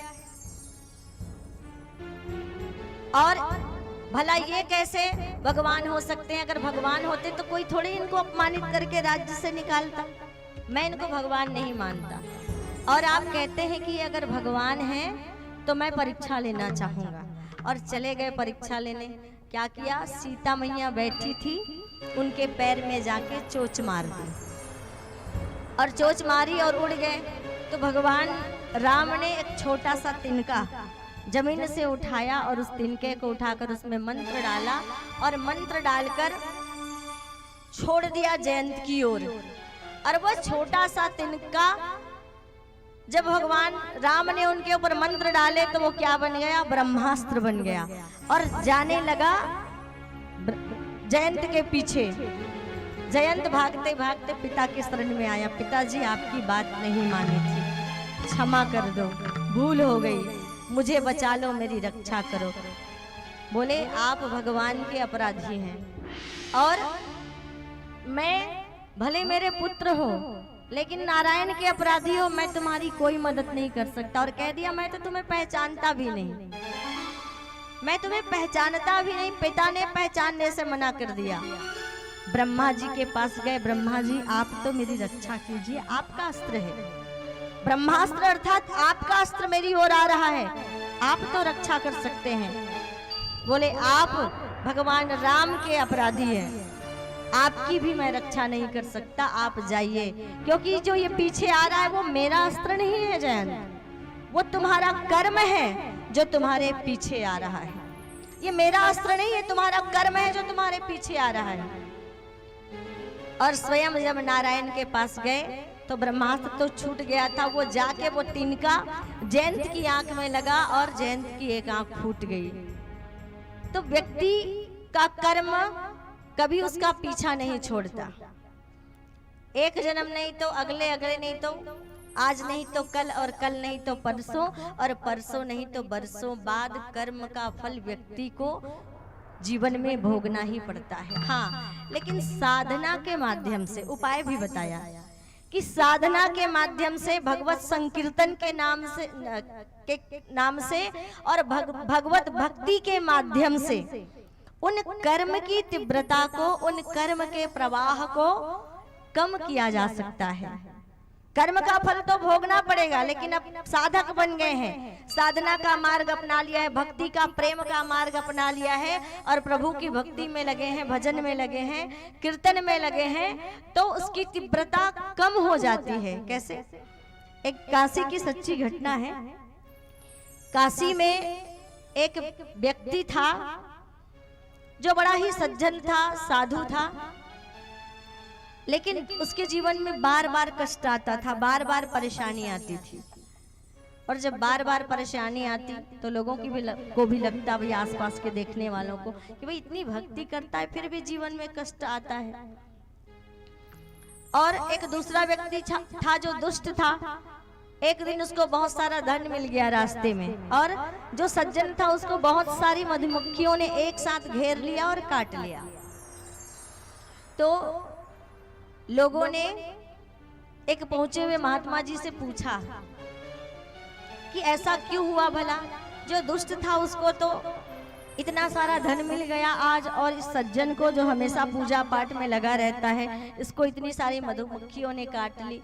तो कहा कि देखिए वो दिव्य दृष्टा थे, अपनी दिव्य दृष्टि से उन्होंने देखी और कहा कि ये जो दुष्ट व्यक्ति था, ये पिछले जन्म में अच्छे कर्म इन्होंने किए थे, जिसके कारण इस जन्म में इसका राजयोग था, ये राजा बनने वाला था, लेकिन ये निरंतर बुरे कर्म में लगा रहा। इसके लिए इसके जो पुण्य कर्म है वो घटते चले गए।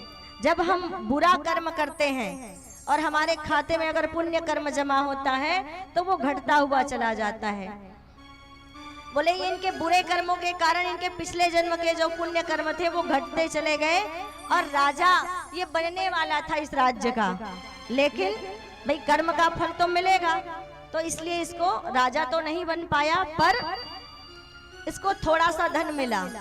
और ये सज्जन व्यक्ति जिनको मधुमक्खियों ने काटा है, जिसके प्राण संकट में पड़ गए थे, ले देकर जिनका जीवन बचा है, आज इसका मार्केस योग था, आज इसकी मृत्यु का योग था, ये मरने वाला था। अपने पिछले कर्मों के अनुसार इसका जीवन इतना ही था, इसकी आयु इतनी ही थी, लेकिन चूंकि इस जन्म में इन्होंने पुण्य कर्म किए, भगवत नाम संकीर्तन किया, प्रेम और भक्ति के राह पर चले, इसलिए इसके पाप कर्म समन हो गए, इसके पाप कर्मों का क्षय हो गया और इसके पुण्य कर्म बढ़ गए, जिसके कारण से इसकी मृत्यु टल गई। मृत्यु भी टल जाया करती है भक्ति के माध्यम से, साधना के माध्यम से इसकी मृत्यु टल गई, लेकिन कर्म का फल अगर नहीं मिलेगा तो भगवान ने जो गीता में कहा है कि कर्मण्येवाधिकारस्ते, वो तो वचन खाली चला जाएगा, तो कर्म का फल तो मिलता है। तो इनकी मृत्यु टल गई और क्या किया, केवल मधुमक्खियों ने इनको डंक मारा, थोड़ा कष्ट मिला इसको, पर मृत्यु टल गई। तो व्यक्ति की मृत्यु भी, भले कहा जाता है कि जन्म मृत्यु और जन्म परण और मरण, ये तीन चीजें निश्चित कही गई है कि जन्म परण और मरण, परण अर्थात ब्याह, कहाँ किस जगह किससे होनी है और मृत्यु किस दशा में होनी है। लेकिन व्यक्ति अपने कर्मों के माध्यम से, अपने पुण्य कर्मों के माध्यम से पाप कर्मों को क्षय कर सकता है और साधना और भक्ति के माध्यम पर अपने पाप कर्मों को भी वो दूर कर सकता है। ये कथा कहती है, ये बताता है। और इस प्रकार से कहते हैं, देही की सुधि विसार दें। कैसे देही की सुधि विसार दें? भूल जाएं कि हम स्त्री हैं कि पुरुष हैं, क्योंकि आत्मा न स्त्री होती है न पुरुष होता है। आत्मा तो केवल आत्मा होती है। स्त्री का शरीर धारण कर लिया तो स्त्री कहलाने लगी, पुरुष के शरीर में आ गया तो पुरुष कहलाने लगा, हाथी के शरीर में आ गया तो हाथी कहलाने लगा, चींटी के शरीर में आ गई आत्मा तो चींटी कहलाने लगी। आत्मा तो आत्मा है, और वो आत्मा क्या है? वो आत्मा परमात्मा का अंश है। आत्मा क्या है? परमात्मा का अंश है। हम क्या कहते हैं?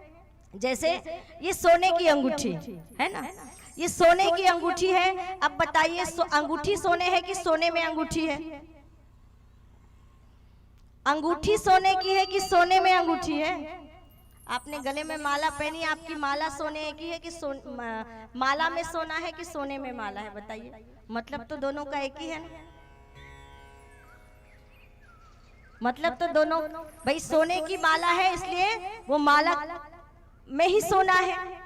तो वो परमात्मा क्या है? वो परमात्मा सोना है, और वो छोटे छोटे अलग अलग रूप में अपने जो जेवर बनाए हैं, उस सोने की कहीं अंगूठी बन गई, कहीं माला बन गई, कहीं कान के कुंडल बन गए, कहीं हार बन गया, अनेकों रूप बन गए। सोना तो सोना ही है, पर उसके अनेकों रूप बन गए। उसी प्रकार वो परमात्मा एक है, और इतने 84 लाख की जो योनियां हैं उन सभी का अंश है, केवल अंश मात्र है।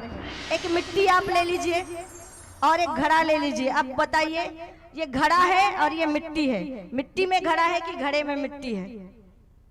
आकार बदल गया तो वो मिट्टी घड़ा बन गया, और वापस घड़े को आपने तोड़ दिया तो वापस वो मिट्टी में मिल गया। उसी प्रकार जब हमारी मृत्यु हो जाती है तो हम मर के कहाँ मिल जाते हैं? उसी परमात्मा में हमारी आत्मा जाके मिल जाती है, विलीन हो जाते हैं।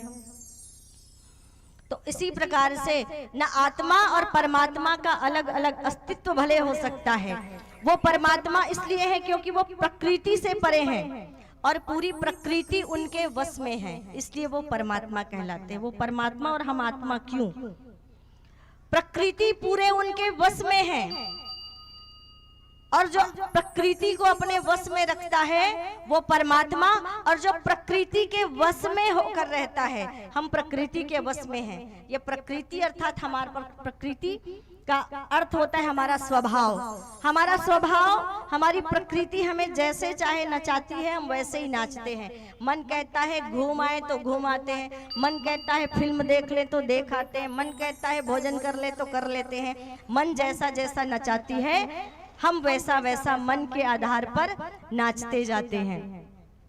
तो जो प्रकृति को अपने वश में करता है वो परमात्मा, और जो प्रकृति के वश में स्वयं रहता है वो आत्मा।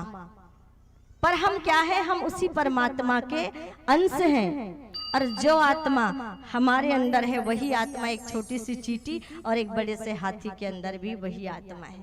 इसीलिए जीव हत्या के लिए मना किया जाता है कि कभी भी, क्योंकि हमारे अंदर जो आत्मा है वही आत्मा उन प्राणियों के अंदर है। सभी प्राणियों में एक बार की बात है, संत नामदेव एक बार रोटी, ऐसे वो तो संत थे तो उनका कोई तो घर बार था नहीं, बाहर गांव-गांव में भ्रमण करते, सत्संग करते और गांव से अनाज मांगते, वही गांव के बाहर ही रोटी बना के पका के खाते। तो एक बार ये संत नामदेव बाहर ऐसे आंगन में बैठकर रोटी बनाई, और रोटी बना के वो रख रहे थे तो एक कुत्ता आया, क्योंकि बाहर था, एक कुत्ता आया और रोटी लेके भागने लगा। जब कुत्ता रोटी लेके भागने लगा तो संत नामदेव ने क्या किया? अच्छा, संत नामदेव ने तो जो भी किया हो, आप होते तो क्या करते? आपको बड़े जोरों की भूख लग रही है और बहुत भूखे हैं आप, आपके सामने ऐसा ही कुत्ता आया और रोटी लेके भागा, आप क्या करोगे? बोलना पड़ेगा, बोलिए क्या करोगे? क्या करोगे?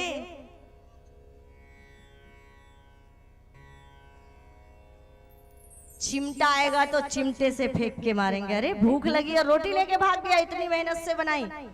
डंडा आएगा तो डंडा से फेंक के मारेंगे, मारोगे ना? हाँ कि नहीं? मारोगे ना? जो हाथ में आएगा, बर्तन आएगा तो बर्तन से, प्लेट चम्मच जो भी हाथ में आएगा फेंक के मारेंगे। यही करेंगे हम सब, आप और हम।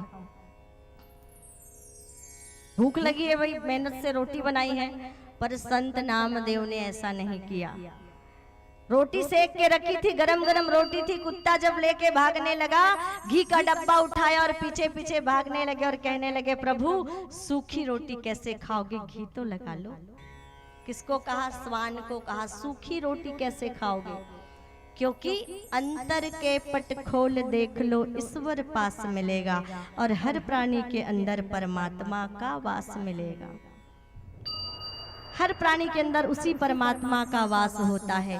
संत नामदेव ने उस स्वान के अंदर उन्हीं परमात्मा तत्व का दर्शन किया, उन्हीं परमात्मा का दर्शन किया। हर जीव में उनको केवल परमात्मा का ही स्वरूप दिखता था। रामकृष्ण परमहंस एक बार उनके शिष्य उनको पान ला कर देते हैं कि गुरुजी ये पान खा लीजिए। तो क्या करते हैं, वो पान को खाया और शिष्यों ने दर्पण दिखाया, देखो आपके होठ लाल लाल हो गए। तो रामकृष्ण परमहंस ने कहा, मेरे कहा? अरे तू पागल है, मैया के होठ देखो कैसे लाल लाल सुंदर दिख रहे हैं। अपना स्वरूप दर्पण में देख रहे हैं, और दर्पण में देखोगे तो पड़ोसी का स्वरूप दिखेगा क्या? किसका स्वरूप दिखेगा? आप दर्पण देखोगे तो किसका स्वरूप दिखेगा? सास देखेगी तो बहू का, और बहू देखेगी तो सास का। किसका? खुद का ना। प्रेम से बोलिए, खुद का स्वरूप दिखेगा ना दर्पण में। पर रामकृष्ण परमहंस ने जब दर्पण देखा तो उनको उस दर्पण में, अपनी छवि में भी उनको काली माता का दर्शन होता था, और कहने लगे, देखो आज मैया ने पान खाया है तो मैया के होठ कैसे लाल लाल।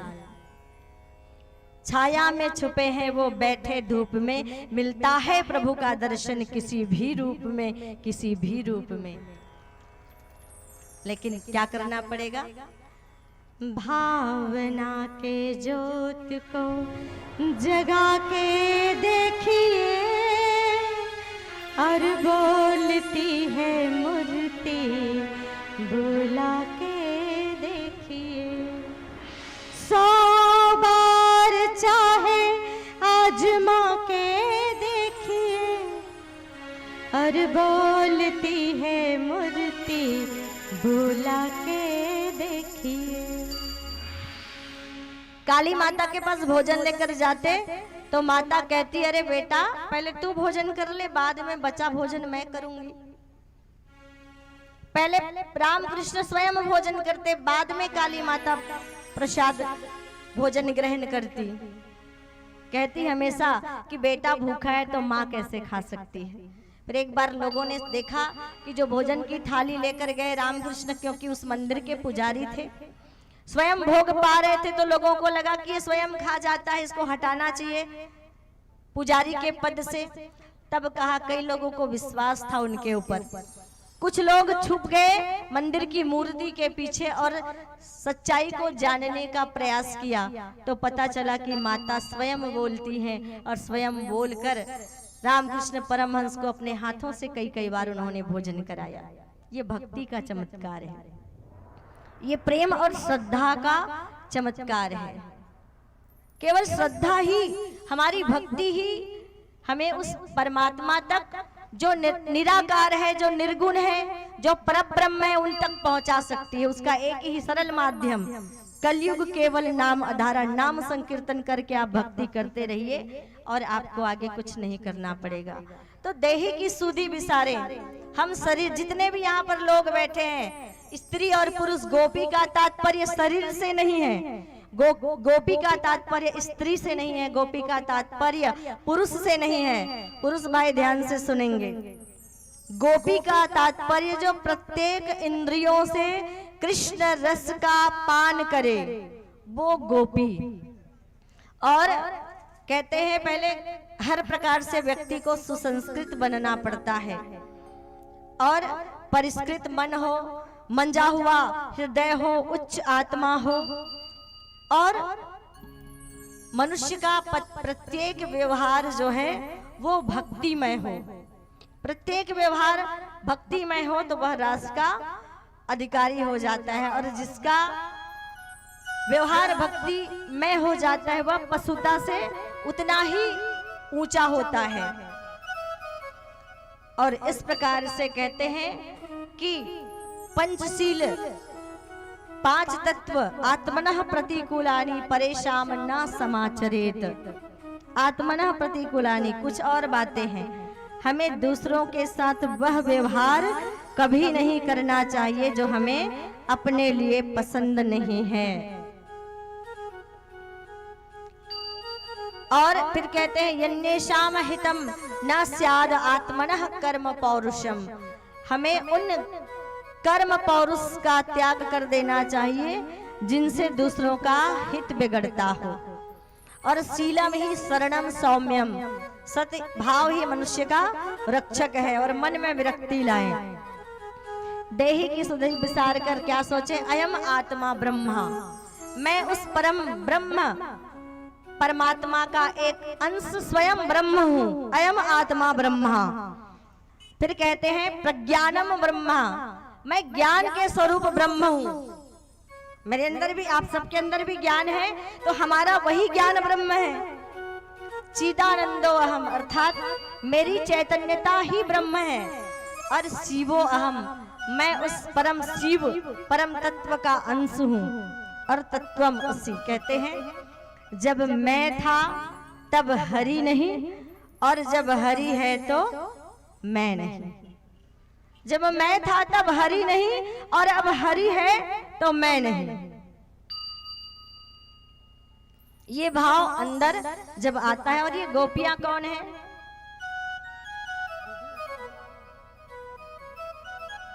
ये गोपियां कौन है? बोले 4 वेद के, चारों वेद है, और वेदों के 3 कांड, उपासना कांड, कर्म कांड और ज्ञान कांड। तो 80,000 मंत्र कर्म कांड की गोपी बनकर आई हैं ब्रज की धरती में। 16,000 मंत्र उपासना कांड के ब्रज की धरती पर आए हैं। और कहते हैं कि भगवान जब वामन रूप में आए तब जितनी कन्याएं थी, राक्षस कन्याएं थी, वो ब्रज की गोपी बनकर आई है। उन्होंने वामन रूप को देखा और उन्होंने भगवान की सेवा का अवसर मांगा।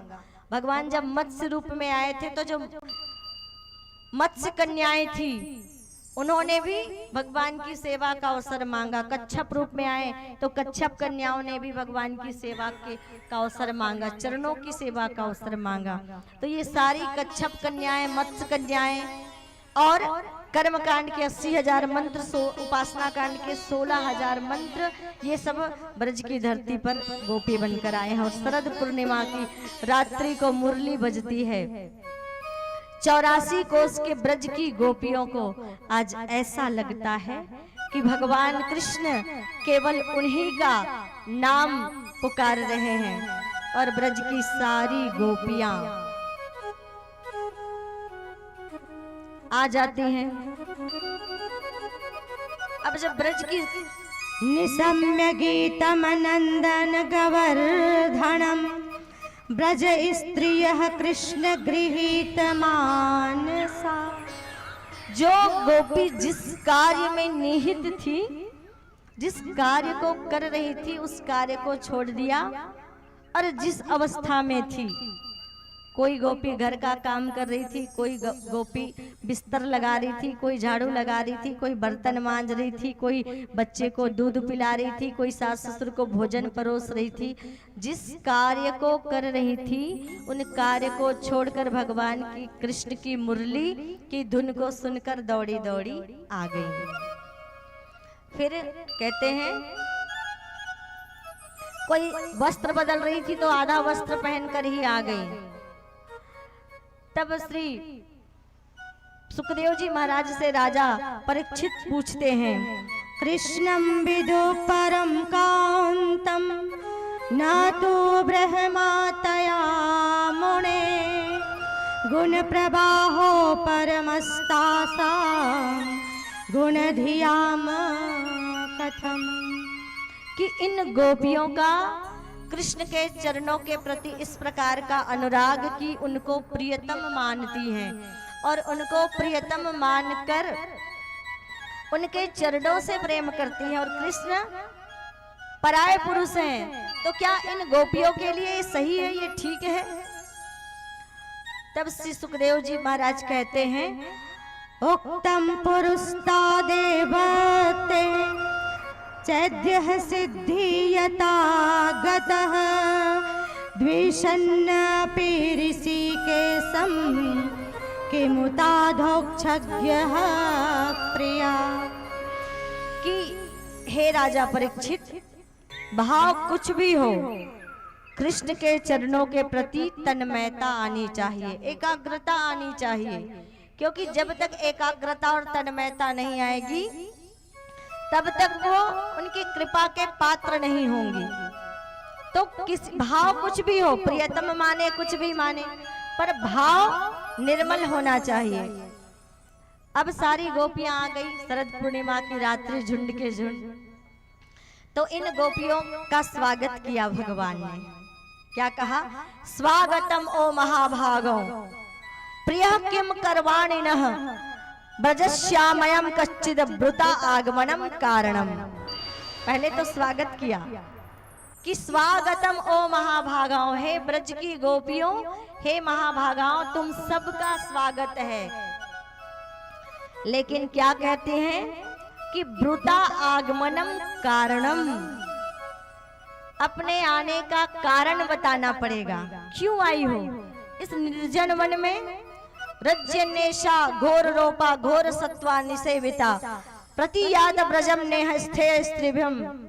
बोले इस घोर रजन्नेशा अर्थात घोर रात्रि, काली रात्रि, काली अंधेरी रात को रजनी कहा जाता है। रजन्नेशाम घोर रूपा घोर सत्वा निसेविता। इस घोर काली अंधेरी रात्रि में इस निर्जन वन में अपने अपने घर का त्याग करके अपने परिवार को छोड़ के क्यों आई हो? ब्रुता आगमनम कारणम, कारण बताना पड़ेगा। अब ये गोपियां क्या कहे, क्या कहे गोपियां? ऐ श्याम तेरी बंसी पागल कर जाती है ना।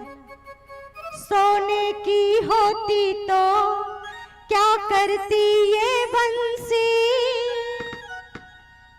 जब काठ की हो करके इतना तड़पाती है। अरे सोने की होती कन्हैया तेरी बंसी तो पता नहीं और क्या गजब ढाती।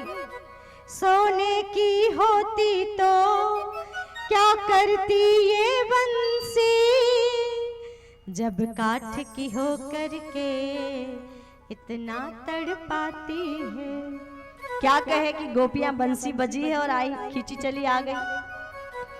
अब एक पतिव्रत नारी की कहानी सुनाती है कि एक पतिव्रता स्त्री थी, उसका बच्चा चूल्हे की आग में चला गया और पति उसकी गोदी में सर रखकर विश्राम कर रहा था, तो पति की निद्रा को भंग नहीं की और बेटे को आग में झुलसने दिया। ऐसी होती है पतिव्रता नारी। पति की इच्छा के विरुद्ध कोई कार्य नहीं करती, ऐसी होती है पतिव्रता स्त्रियां। कहानी सुनाने लगे भगवान कृष्ण, तो ये गोपियां इन्होंने भी कहा कि अरे कृष्ण तुम्हें ही नहीं आती कथा, हमें भी आती है। सुनो, एक बार की बात है, एक भाई साहब व्यापार के लिए विदेश जा रहे थे, तो पत्नी रोने लगी और पत्नी रोने लगी तो पति ने एक सुंदर क्या किया, अपना पुतला बनवा दिया। और अब उस समय में तो फोटोग्राफी होती नहीं थी, फोटोग्राफी जैसे आप सबकी हो रही है, तो एक पुतला बनवाया और पुतला बना के दे दिया। बोले जब तक मैं ना लौटूं इसी की सेवा करना, इसी को पति मानना। अब फोन का भी जमाना नहीं था कि बीच बीच में समाचार पूछ ले पति विदेश गए हैं, तो कोई सुविधा थी नहीं। अब उस पुतले को एक जगह रख दिया पत्नी ने, भोजन बनाती, पहले भोग वहां लगा देती, स्नान कराती, चाय बनाती तो चाय रख देती, और यही क्रम साल भर चलता रहा।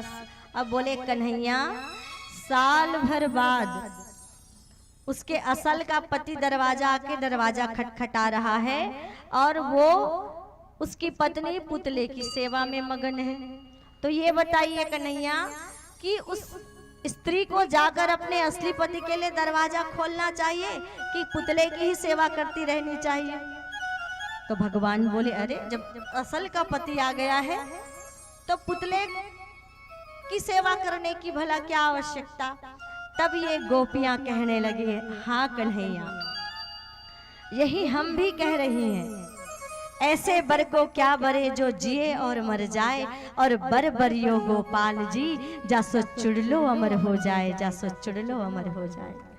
अरे वो घर में जो है ना वो हमारे शरीर के पति हैं, पर आप तो हमने आपको पहचान लिया है। तू ही माझी तू ही खेवैया, मैंने तुझे पहचान लिया, हम साथ रहे जन्मों तक, बस रख लो इतनी बात। कौन सा हम तुमसे सोना चांदी रुपया पैसा धन मांगती हैं? हम साथ रहे जन्मों तक, बस रख लो इतनी बात। देना हो तो दीजिए जन्म जन्म का साथ, और देना हो तो दीजिए जन्म जन्म का साथ। झुलस रहे हैं गम की धूप में, प्यार की छैया कर देना। झुलस रहे हैं गम की धूप में, प्यार की छैया कर देना। बिन माझी के नाव चले ना, अब पतवार पकड़ लेना। बिन माझी के नाव चले ना, अब पतवार पकड़ लेना। हम साथ रहे जन्मों तक, हम साथ रहे जन्मों तक, बस रख लो इतनी बात। देना हो तो दीजिए जन्म जन्म का साथ, और देना हो तो दीजिए जन्म जन्म। इतनी सी ताली में तो किसी को साथ नहीं मिलने वाले कन्हैया का। थोड़ा जरा हाथ देखिए, जिनके एक हाथ है वो एक हाथ ऊपर करें, और भगवान ने जिन पर कृपा करके दोनों हाथ दिए हैं वो दोनों हाथ ऊपर करें, क्योंकि भगवान के दरबार में बैठे भक्त लोअर नहीं, अपर नहीं, सुपर होते हैं। कौन होते हैं? सुपर। और भगवान के सच्चे भक्त वही होते हैं जिनके दोनों हाथ ऊपर होते हैं। मेरे सर पर रख दो भगवान, मेरे सर पर रख दो कान्हा, अपने ये दोनों हाथ, तेरा हो तो देना हो तो दीजिए, जन्म जन्म का साथ होगा, तेरा कल्याण होगा, बड़ा एहसान होगा, तेरा कल्याण होगा, बड़ा एहसान होगा, तेरा कल्याण होगा, बड़ा एहसान होगा, तेरा कल्याण होगा, बड़ा एहसान होगा, तेरा कल्याण होगा, बड़ा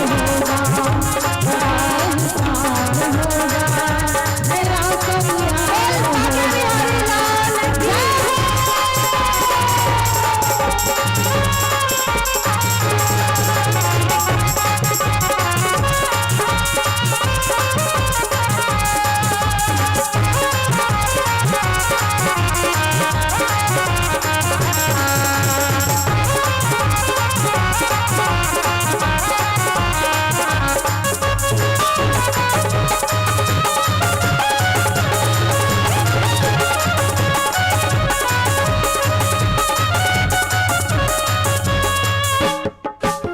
सुना है हमने शरणागत को अपने गले लगाते हो, सुना है हमने शरणागत को अपने गले लगाते हो, ऐसा हमने क्या मांगा जो देने से घबराते हो, ऐसा हमने क्या मांगा जो देने से घबराते हो, चाहे सुख में रहे या दुख में, चाहे सुख में रहे या दुख में, करता में रहना हो, देना हो तो दीजिए, जन्म का साथ, और देना हो तो दीजिए, जन्म का साथ, बड़ा एहसान होगा,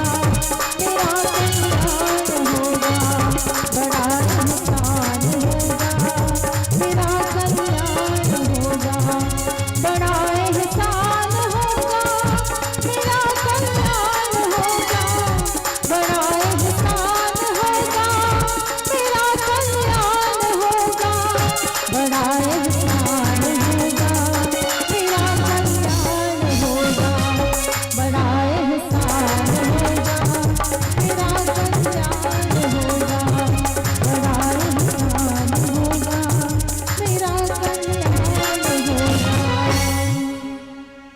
और कहते हैं ऐसे बर को क्यों बरे जो जिए और मर जाए। अब भगवान को लगता है कि ये सारी गोपियां अपना सब कुछ त्याग करके मेरे शरण में आई हैं, तो रास लीला की तैयारी होती है। सभी लोग बैठ जाएं और भगवान कृष्ण और राधा रानी को इधर बिठा दे, दो कुर्सी इधर इधर नहीं इधर। थोड़ी देर बाद आइए, भगवान कृष्ण जब रास शुरू करते हैं तो भगवान कृष्ण तो एक हैं, पर जितनी गोपियां हैं उन सारी गोपियों को ऐसा लगता है कि उन सब के साथ में कृष्ण हैं। और आज सभी गोपियां ऐसा मानने लगी कि लगता है आज हम तो राधा रानी से ज्यादा सुंदर दिख रहे हैं, जिसके कारण भगवान ने राधा रानी को छोड़कर हमारे साथ रास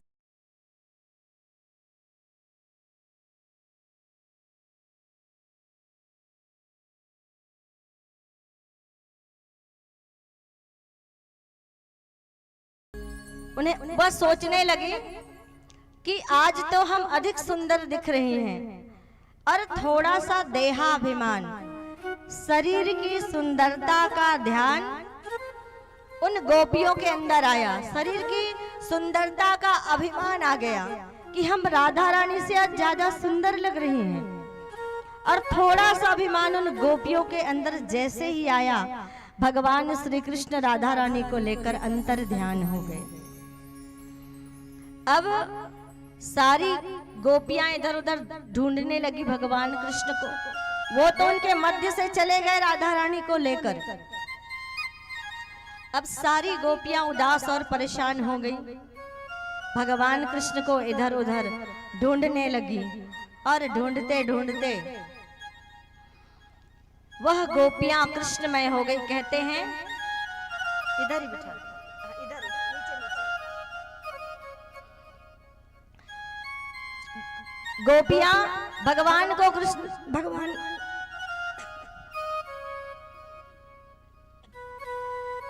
भगवान कृष्ण को ढूंढ रही हैं। और ढूंढते ढूंढते 6 महीना गुजर गया। कितना?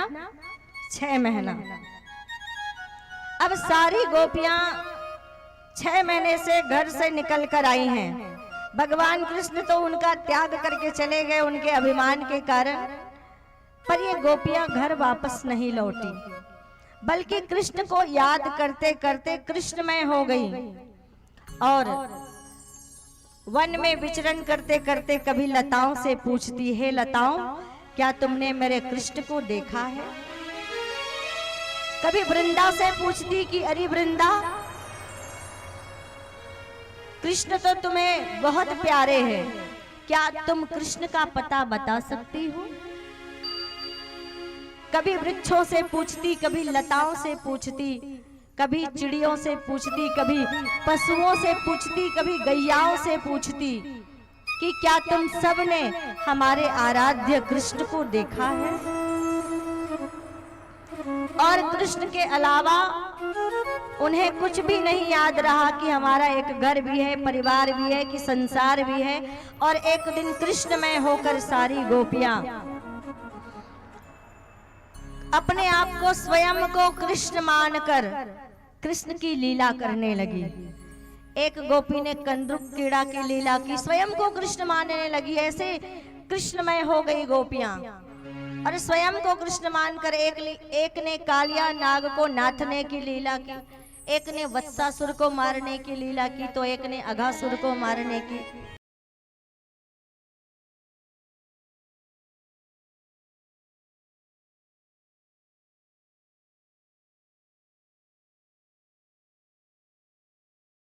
मन में, उनके जीवन में, उनके नेत्रों में, उनके हृदय में, उनकी आत्मा में, सब में कृष्ण ही कृष्ण है। और इसलिए स्वयं का परिचय भूल गई और स्वयं को कृष्ण मानने लगी। और उनके विरह में पागलों की तरह विचरण करने लगी। तब राधा रानी ने देखा, परम कृपामयी राधा रानी। प्रेम से बोलिए राधे राधे। परम कृपामयी गोपियों की यह दशा देखी कि ये गोपियां कैसे व्याकुल हो रही हैं, रो रही हैं, तड़प रही हैं। राधा रानी से देखा नहीं गया। राधा रानी ने कहा, भगवान और कितना चलाओगे, चलते चलते थक गई। निश्चित भागवत में राधा रानी का नाम नहीं आया, पर यह लिखा है कि अपनी प्रियतमा के साथ भगवान अंतर ध्यान हो गए। तो राधा रानी के अलावा और उनकी कौन प्रियतमा है? और उनकी वही प्रियतमा इन गोपियों के विरह को देखा, उनके त्याग को, उनके समर्पण को, उनकी शरणागति को जब देखा, तब थोड़ा सा बहाना कर दिया, कहे भगवान थक गई हूं, कंधे पे उठा लो। अब भगवान सोचने लगे कि राधा रानी को साथ लेकर आया तो ये भी अभिमान में आ गई। और राधा रानी का भी त्याग कर दिया भगवान ने। और जब राधा रानी का त्याग किया तो उन गोपियों के बीच में राधा रानी आकर बैठ गई। और तभी वह गोपियां राधा रानी के शरण में आ गई और उनसे निवेदन करने लगी, हे सखी, तुम तो कृष्ण को बहुत प्रिय हो, तुम तो कृष्ण की प्यारी हो, किसी भी उपाय से हमें कृष्ण से मिला दो। तब वहीं पर गोपी गीत कहते हैं। ये गोपी गीत जो है वो भगवान से मिलाने वाली है। तो बहुत सुंदर 2 लाइन गोपी गीत का हम आज गान करते हैं। जयति तेऽधिकं जन्मना ब्रज श्रयत इंदिरा सस्वदत्र हि दयति दृश्यता दिक्षुतावका ताधृतत्सवा विचिन्वते कृष्ण है कृष्ण है कृष्ण है कृष्ण है कृष्ण है कृष्ण है कृष्ण है कृष्ण है ओ मेरे श्याम मेरे श्याम मेरे श्याम मेरे श्याम। और कहते हैं हे कृष्ण विष जलाप्ययात् व्याल राक्षसात् वर्ष मारुतात् वैद्युतानुलात् विष जलाप्ययात् वर्ष मारुतात् वैद्युतानुलात् स्मतात्मजात्। कहने लगी गोपियां कि जयत तेधिकम जन्मना ब्रजा श्रयत इंदिरा सस्वदत्र ही, कि आपके जन्म के ही कारण है कृष्ण यह ब्रजमंडल स्वर्ग से भी ज्यादा शोभायमान और सुंदर हो गया है। श्रयत इंदिरा, जहां लक्ष्मी और इंदिरा भी जन्म लेने के लिए तरसती हैं, सौभाग्य से उस ब्रजमंडल में हमारा जन्म हुआ है।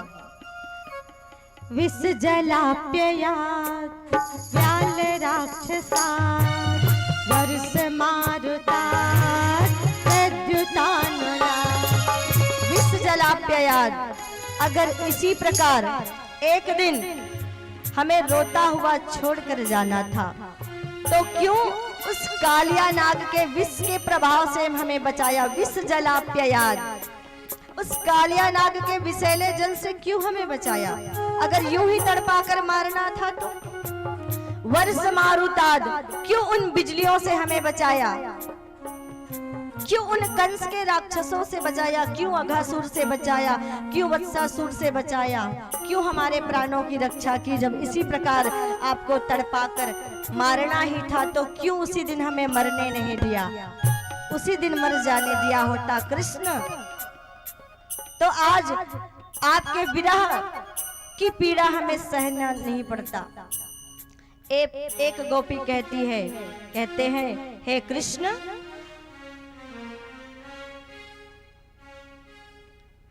मुझे अपने ही रंग में रंग ले मेरे यार सा।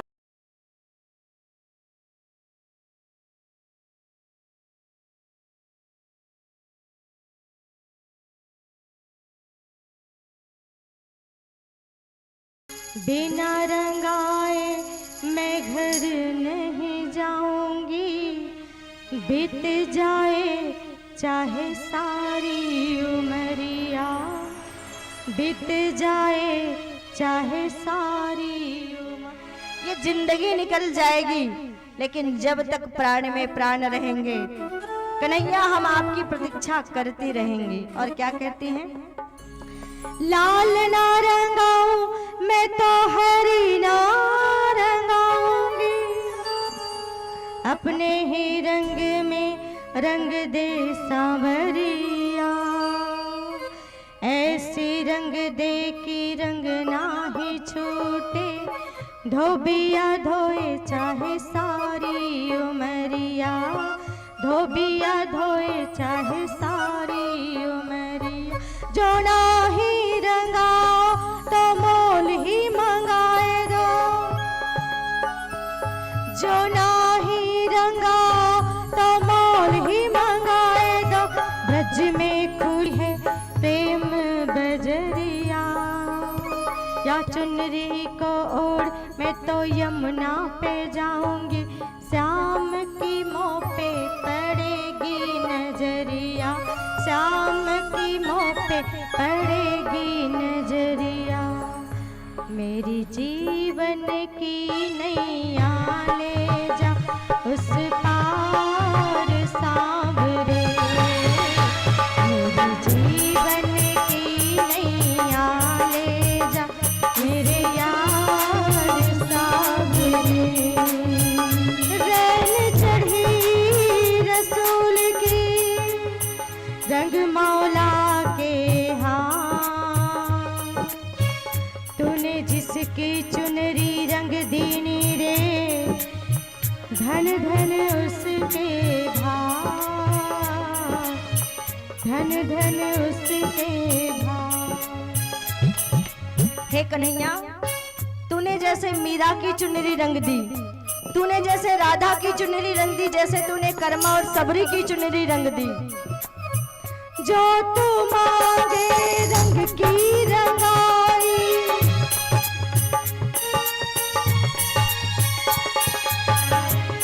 कहने लगी गोपियां, हमने तो अपना सर्वस्व आपके चरणों में समर्पित कर दिया है, फिर भी अपने रंग की रंगाई, अपने चरणों के की दासी बनने का अगर कुछ मोल चाहते हो तो हमारा ये यौवन गिरवी रख लो, हमारा ये जीवन गिरवी रख लो। जो तू मांगे रंग की रंगाई, मेरा यौवन गिरवी रख ले,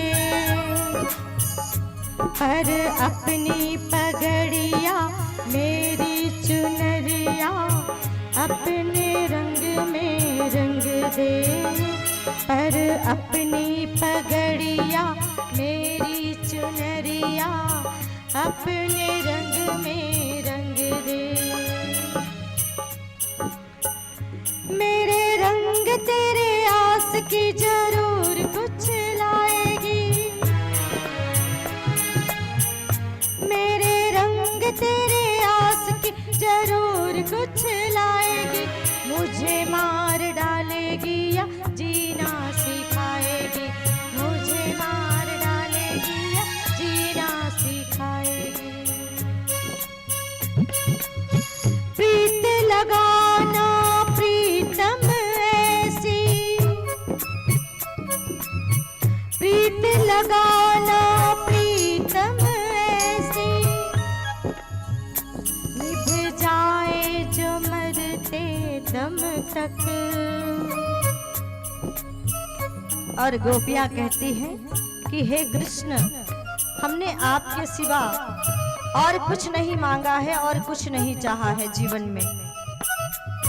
तेरे सिवा ना कुछ भी मांगा ना कुछ चाहा अब तक, तेरे सिवा ना कुछ भी मांगा ना कुछ चाहा अब तक। मेरे कान्हा तुम बिन जीना, मेरे कान्हा तुम बिन जीना बेकार सावरे,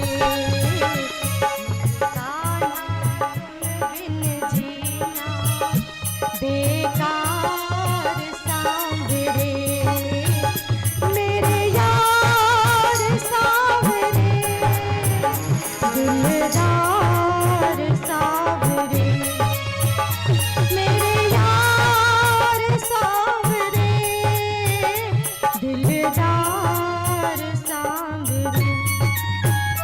मुझे अपने ही रंग में रंग ले, मेरे यार सांवरे, मुझे अपने ही रंग में रंग ले, मेरे यार सांवरे, दिलदार सांवरे, मेरे यार सांवरे।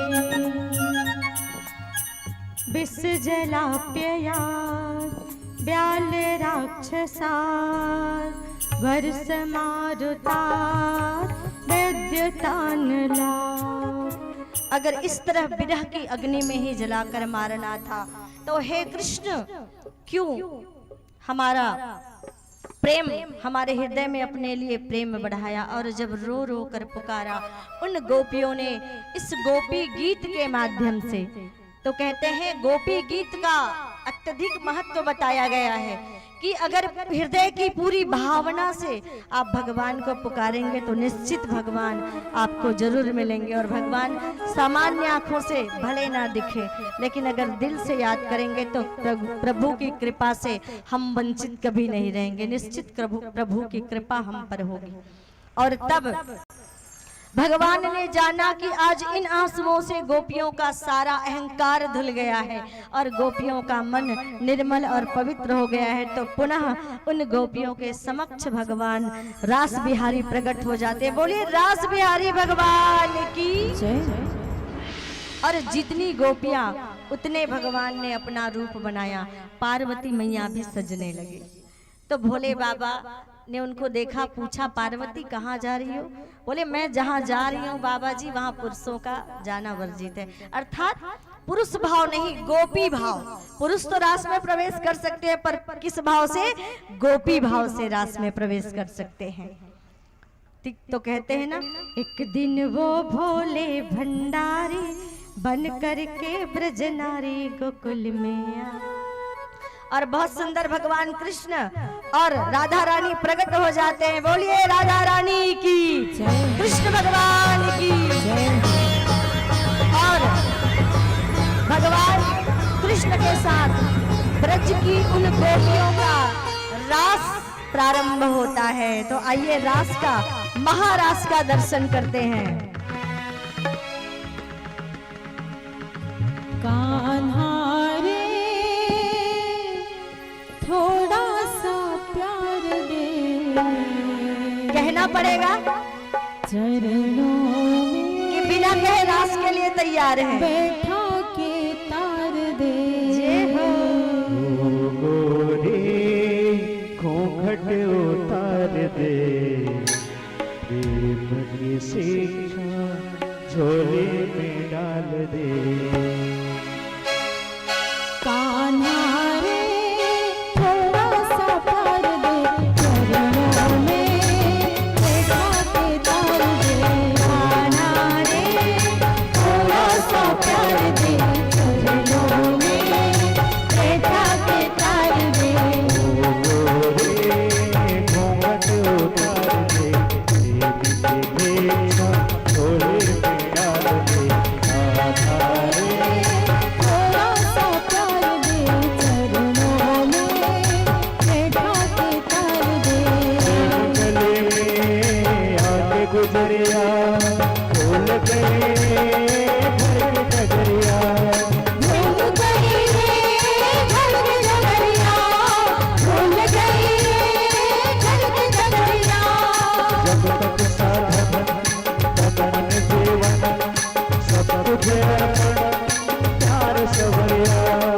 सब कुछ अर्पण प्यार सवरिया, सब कुछ अर्पण प्यार सवरिया। माया का तुमने रंग ऐसा डाला, बंधन में बंध गया बांधने वाला। बंधन में बंध गया बांधने वाला, बंधन में बंध गया बांधने वाला। कौन रवापत कैसा ईश्वर, मैं तो हूँ गोकुल का बाला। वाला रे थोड़ा सा प्यार दे, ग्वालिन का जीवन संवार दे। वाला रे थोड़ा सा प्यार दे, ग्वालिन का जीवन संवार दे। देखिए, जिन आपने गोपी भाव क्या है ये सबने श्रवण किया है।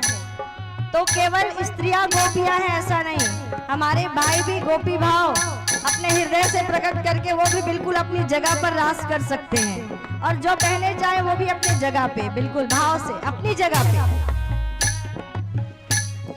दोनों हाथ उठा के प्रेम से ताली की सेवा के साथ।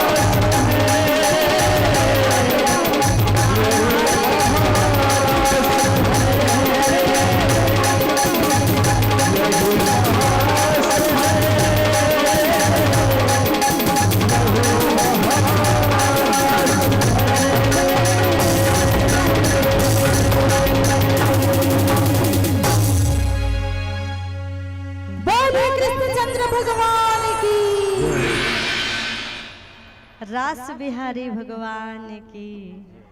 सभी बहनें जो रास में सम्मिलित हुई अपने स्थान पर शीघ्रता से बैठ जाएं।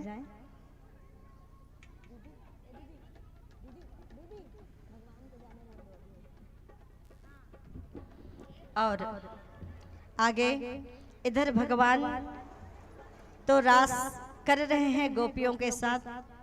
देवर्षि नारद जी सीधे जाते हैं कंस महाराज के पास और कंस महाराज से कहते हैं कि महाराज आपने अभी तक ऐसा कोई उपाय नहीं किया है जिसमें कृष्ण की मृत्यु हो जाए और जल्द ही आपको ऐसा उपाय करना चाहिए।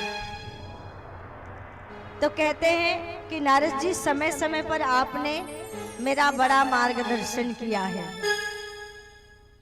और मैं चाहता हूं कि आज ही आप ही कोई उपाय बताएं, क्योंकि अब तक तो मैंने बहुत सारे राक्षसों को भेजा लेकिन पता नहीं वो कृष्ण किस मिट्टी का बना है। बड़े बड़े राक्षसों को परास्त कर देता है, कोई उसके सामने टिक नहीं पाते हैं। इसके बाद भी कंस के अंदर इतना अभिमान है कि अब तक भगवान की शक्ति और उनकी कृपा को नहीं पहचान पाए हैं और अपना शुभ चिंतक मानकर नारद जी से पूछते हैं, क्योंकि जब आकाशवाणी हुई थी कि कंस देवकी का 8वां पुत्र तुम्हारा काल होगा, तब कंस ने पहले पुत्र को छोड़ना चाहा। उसी समय देवर्षि नारद जी अष्टकमल दल लेकर आ गए। आपने ये प्रसंग श्रवण किया होगा। और नारद जी ने कंस को उलझाते हुए कहा कि कंस महाराज देखिए ये अष्टकमल दल है, अगर इसके एक दल से शुरुआत करते हैं तो आखिरी वाला दल 8वां हो जाता है और 8वें से शुरुआत करते हैं तो पहला वाला दल आखिरी हो जाता है। जिस दल से शुरुआत करते हैं वो पहला और जहां पे खत्म होता है वो 8वां हो जाता है। इसलिए पता नहीं भगवान किस रूप में कैसे और कब आ जाए आपकी मृत्यु बनकर। अब उलझ गए कंस महाराज। तो कई लोग कहते हैं कि ये तो नारद जी ने कहा इसलिए सभी पुत्रों की हत्या की कंस महाराज ने। तो लोक कल्याण और जन कल्याण के लिए, इस विश्व वसुधा की रक्षा के लिए और कंस के आतंक से ब्रजमंडल के लोगों को बचाने के लिए नारद जी को ऐसा कहना पड़ा था, ऐसा करना पड़ा था। क्योंकि जब तक किसी व्यक्ति के पाप का घड़ा नहीं भर जाता तब तक उसका अंत नहीं हो सकता। और कैसे जल्दी कंस के पाप का घड़ा भरे, ये उपाय था एक कि देवकी मैया से पहले ही निवेदन कर लिया था कि हे देवकी मैया ब्रजमंडल के सभी लोगों को कंस के अत्याचार से छुटकारा मिले। ये तभी हो सकता है जब कंस के पाप का घड़ा भरेगा, और ये तभी संभव है जब आपके सभी निर्दोष शिशुओं की वो हत्या करेगा। तो देवकी मैया ने कहते हैं, जो सहज समर्पित होता है जनहित में स्वार्थ को त्याग करके, और जिसके पग चलते रहते हैं दुख दर्द मिटाने घर घर के, वो है शंकर। शंकर कौन है? वह है शंकर जो औरों की वेदना निरंतर पीता है, और औरों के हित जो जीता है, औरों के हित जो मरता है, उसका हर आंसू रामायण और प्रत्येक कर्म ही गीता है। वह है शंकर जो दूसरों की वेदना को निरंतर पीता है। और देवकी मैया से पहले निवेदन कर लिया, इसलिए अपने सभी पुत्रों का बलिदान दे दिया। किसकी रक्षा के लिए? ब्रजमंडल की रक्षा के लिए और ब्रज के नर नारियों की सुरक्षा के लिए। इतना त्याग देवकी मैया ने किया था। और आज कह रहे हैं नारद जी की क्या करो, धनुष यज्ञ का आयोजन कर लो, और धोखे से कृष्ण बलराम को बुलवा लेना, निमंत्रण दे देना, और इसी बहाने जब वो आएंगे निहत्थे रहेंगे, अपने राज्य की सीमा से दूर रहेंगे, तो आपके लिए बहुत आसान हो जाएगा महाराज उसे मारना। इतना कह दिया, नारद जी चले गए और गए सीधा किनके पास? भगवान कृष्ण के पास। प्रणाम किया, बोले भगवान कहीं मामा समझकर छोड़ने का मन तो नहीं हो रहा है? मामा समझकर दया तो नहीं आ रही है ना कंस महाराज के ऊपर, जो रास में मगन है? कब उपाय करेंगे? भगवान मुस्कुरा के बोले, नारद जी अभी अभी मामा जी के पास से ही तो आ रहे हैं आप। नारद जी कहते, भगवान आप तो जानते हैं किसी भी विधि से हो कंस के आतंक से ब्रज की धरती के लोगों को छुटकारा मिले। मैं तो यही चाहता हूँ, और भला आपका कौन क्या बिगाड़ सकता है? आप जानते हैं मेरा उद्देश्य क्या है। और कहते हैं कंस महाराज इधर धनुष यज्ञ का आयोजन करते हैं, तो सोचते हैं किनको भेजा जाए, किन पर नंद बाबा और नंद रानी विश्वास करते हैं। तो मथुरा में एक ऐसे विश्वास पात्र सज्जन रहते थे जिनका नाम था अक्रूर जी महाराज। और इन अक्रूर जी महाराज को इन्होंने बुलाया। अक्रूर जी महाराज आए तो उन्होंने अपना प्रस्ताव रखा, कहा कि अक्रूर जी मैंने धनुष यज्ञ का आयोजन किया है और कृष्ण और बलराम को निमंत्रण देकर मथुरा लाने की जवाबदारी आपकी है। तो अक्रूर जी समझाते हैं कि देखिए कंस महाराज, जो हमने सोचा है हमेशा वही हो ऐसा जरूरी नहीं है। इंसान की सभी इच्छा पूरी नहीं होती। फिर भी अक्रूर जी महाराज ने सोचा अगर मैं नहीं जाऊंगा तो मेरे बदले किसी और को भेजेंगे और हो सकता है मुझे प्राण दंड दे दे आज्ञा की अवहेलना करने पर। ये सोचकर आज मन में विचार किया कि जाना चाहिए, कम से कम मुझे उन भगवान का दर्शन तो होगा। और मन ही मन सोचने लगे, किम मया चरितम भद्रम किम तप्तम परम तपः किम वाथाभ्यहर्त दत्तम यद रक्षा मध्यम केशवम। ऐसा मैंने कौन सा पुण्य किया है और ऐसा मेरा कौन सा सौभाग्य जागा है जिससे वो परात्पर अखिलेश्वर भगवान मुझे काका कहकर बुलाएंगे और मुझे उनके दर्शन का सौभाग्य प्राप्त होगा। अब अक्रूर जी ने रथ तैयार किया और चले गए कहाँ पर? वृंदावन धाम नंद बाबा के घर। और जब पहुंचे तो अतिथि सत्कार खूब किया। अतिथि देवो भवः, अतिथियों को देवताओं के सम्मान माना जाता है। बोले अतिथि कौन है? देवो भवः।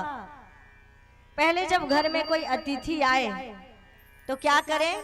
उनका आदर सत्कार करें, उनको बिठाएं, जल दें, भोजन कराएं, तत्पश्चात आने का कारण पूछें। तो अब क्या होता है, पहले आने का कारण पूछ लेते हैं, बाद में चाय पानी आता है ना। लेकिन ऐसा नहीं, पहले अतिथियों का सत्कार करना चाहिए, उसके बाद आने का आप प्रयोजन पूछें। अब पूरा भोजन करा लिया, अतिथि सत्कार हो गया। उसके बाद नंद बाबा ने आने का प्रयोजन पूछा तो अक्रूर जी महाराज ने निमंत्रण पत्र दिखाते हुए कहा कि ये निमंत्रण पत्र है मथुरा नगरी का। महाराज कंस ने धनुष यज्ञ का आयोजन किया है और आपके लिए निमंत्रण भिजवाया है और कहा है कि कृष्ण और बलराम को साथ ही लेकर आना है। और जैसे ही ये बात यशोदा मैया के कानों में पड़ी कि कृष्ण और बलराम को साथ लेकर आना है, तो यशोदा मैया दौड़कर आ गई, अक्रूर के चरणों में गिर गई, चरण पकड़ लिए और कहने लगी, हे अक्रूर जी, आप तो जानते हैं कंस का स्वभाव कैसा है, बड़ा दुष्ट है। और आप ये भी जानते हैं कि कितनी बार मेरे कन्हैया को मारने का उन्होंने प्रयास किया, कितने राक्षसों को उन्हें भेजा है, फिर भी आप कंस के कहने पर कृष्ण और बलराम को लेने आए। कुछ भी हो जाए पर मैं उस कंस के राज्य में, उस मथुरा की नगरी में अपने कृष्ण और बलराम को जाने नहीं दूंगी। अब नंद बाबा ने समझाया, अरे हमारे कृष्ण को कोई कुछ नहीं कर सकता, पर वो तो माँ का हृदय है, कैसे माने। माँ तो रोने लग गई। उधर से भगवान कृष्ण आए, माँ को रोते हुए देखा तो पूछा, मैया क्यों रो रही हो? कहा, देखो ना लाला, अक्रूर जी तुम्हें ले जाना चाहते हैं, वो भी उस कंस की नगरी में, उस दुष्ट की नगरी में, तुम्हें कैसे जाने दे सकती हूँ। भगवान कृष्ण समझाते, अरे मैया डरो मत, डरने वाली कोई बात नहीं है, बस 2 ही दिन की तो बात है, आज जाऊंगा और परसों वापस लौटकर आ जाऊंगा, आज जाऊंगा और परसों वापस लौट आऊंगा, बस 2 ही दिन की तो बात है। पर माँ का मन मान नहीं रहा है। आज ऐसा लग रहा है कि अब की बार अगर कृष्ण चले गए तो पता नहीं वापस आए कि ना आए। माँ का मन घबरा रहा है, माँ का मन विचलित हो रहा है। और पूरी रात यशोदा मैया खंबे में सर रख कर रोती रही, आज वह सोई ही नहीं। और प्रातः काल जब ब्रह्म मुहूर्त में अक्रूर जी महाराज ने रथ सजाया तो कृष्ण और बलराम के जाने की खबर तो रात्रि में ही फैल गई थी ब्रजमंडल में। ब्रह्म मुहूर्त में जब अक्रूर जी महाराज ने रथ सजाकर दरवाजा खोला तो क्या देखते हैं, ब्रज की जितनी गोपियां थी और ब्रज के जितने कृष्ण के सखा थे, वो सब के सब उस द्वार पर रास्ता रोके खड़े हैं। रथ आगे बढ़े कैसे? गोपियां आकर हाथ जोड़कर कहने लगी, हे अक्रूर, लगता है आज परमात्मा ने आपको क्रूर बना के भेजा है, आपको हम पर दया नहीं आ रही है। ये कृष्ण तो हमें प्राणों से अधिक प्रिय है, और प्राणों से अधिक प्रिय क्या अक्रूर जी, हमारे प्राण तो इन्हीं कृष्ण के में बसते हैं। अगर कृष्ण को कुछ हो गया या कृष्ण ने हमारा त्याग कर दिया और हमें छोड़ दिया तो हम जीते जी सब मर जाएंगे। एक गोपी सामने आ गई, कहती है, अक्रूर जी, अगर आप कृष्ण को ले जाना चाहते हैं तो शौक से लेकर जाइए, लेकिन पहले क्या करना पड़ेगा।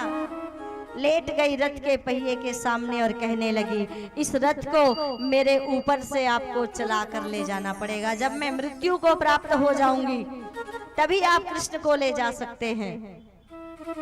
अक्रूर जी ने सबको समझाया, भगवान कृष्ण ने भी सखाओं को समझाया। और राधा रानी, संध्याकालीन राधा रानी को पहले ही भगवान ने कह दिया था कि राधा रानी, मैं तो अब इस वृंदावन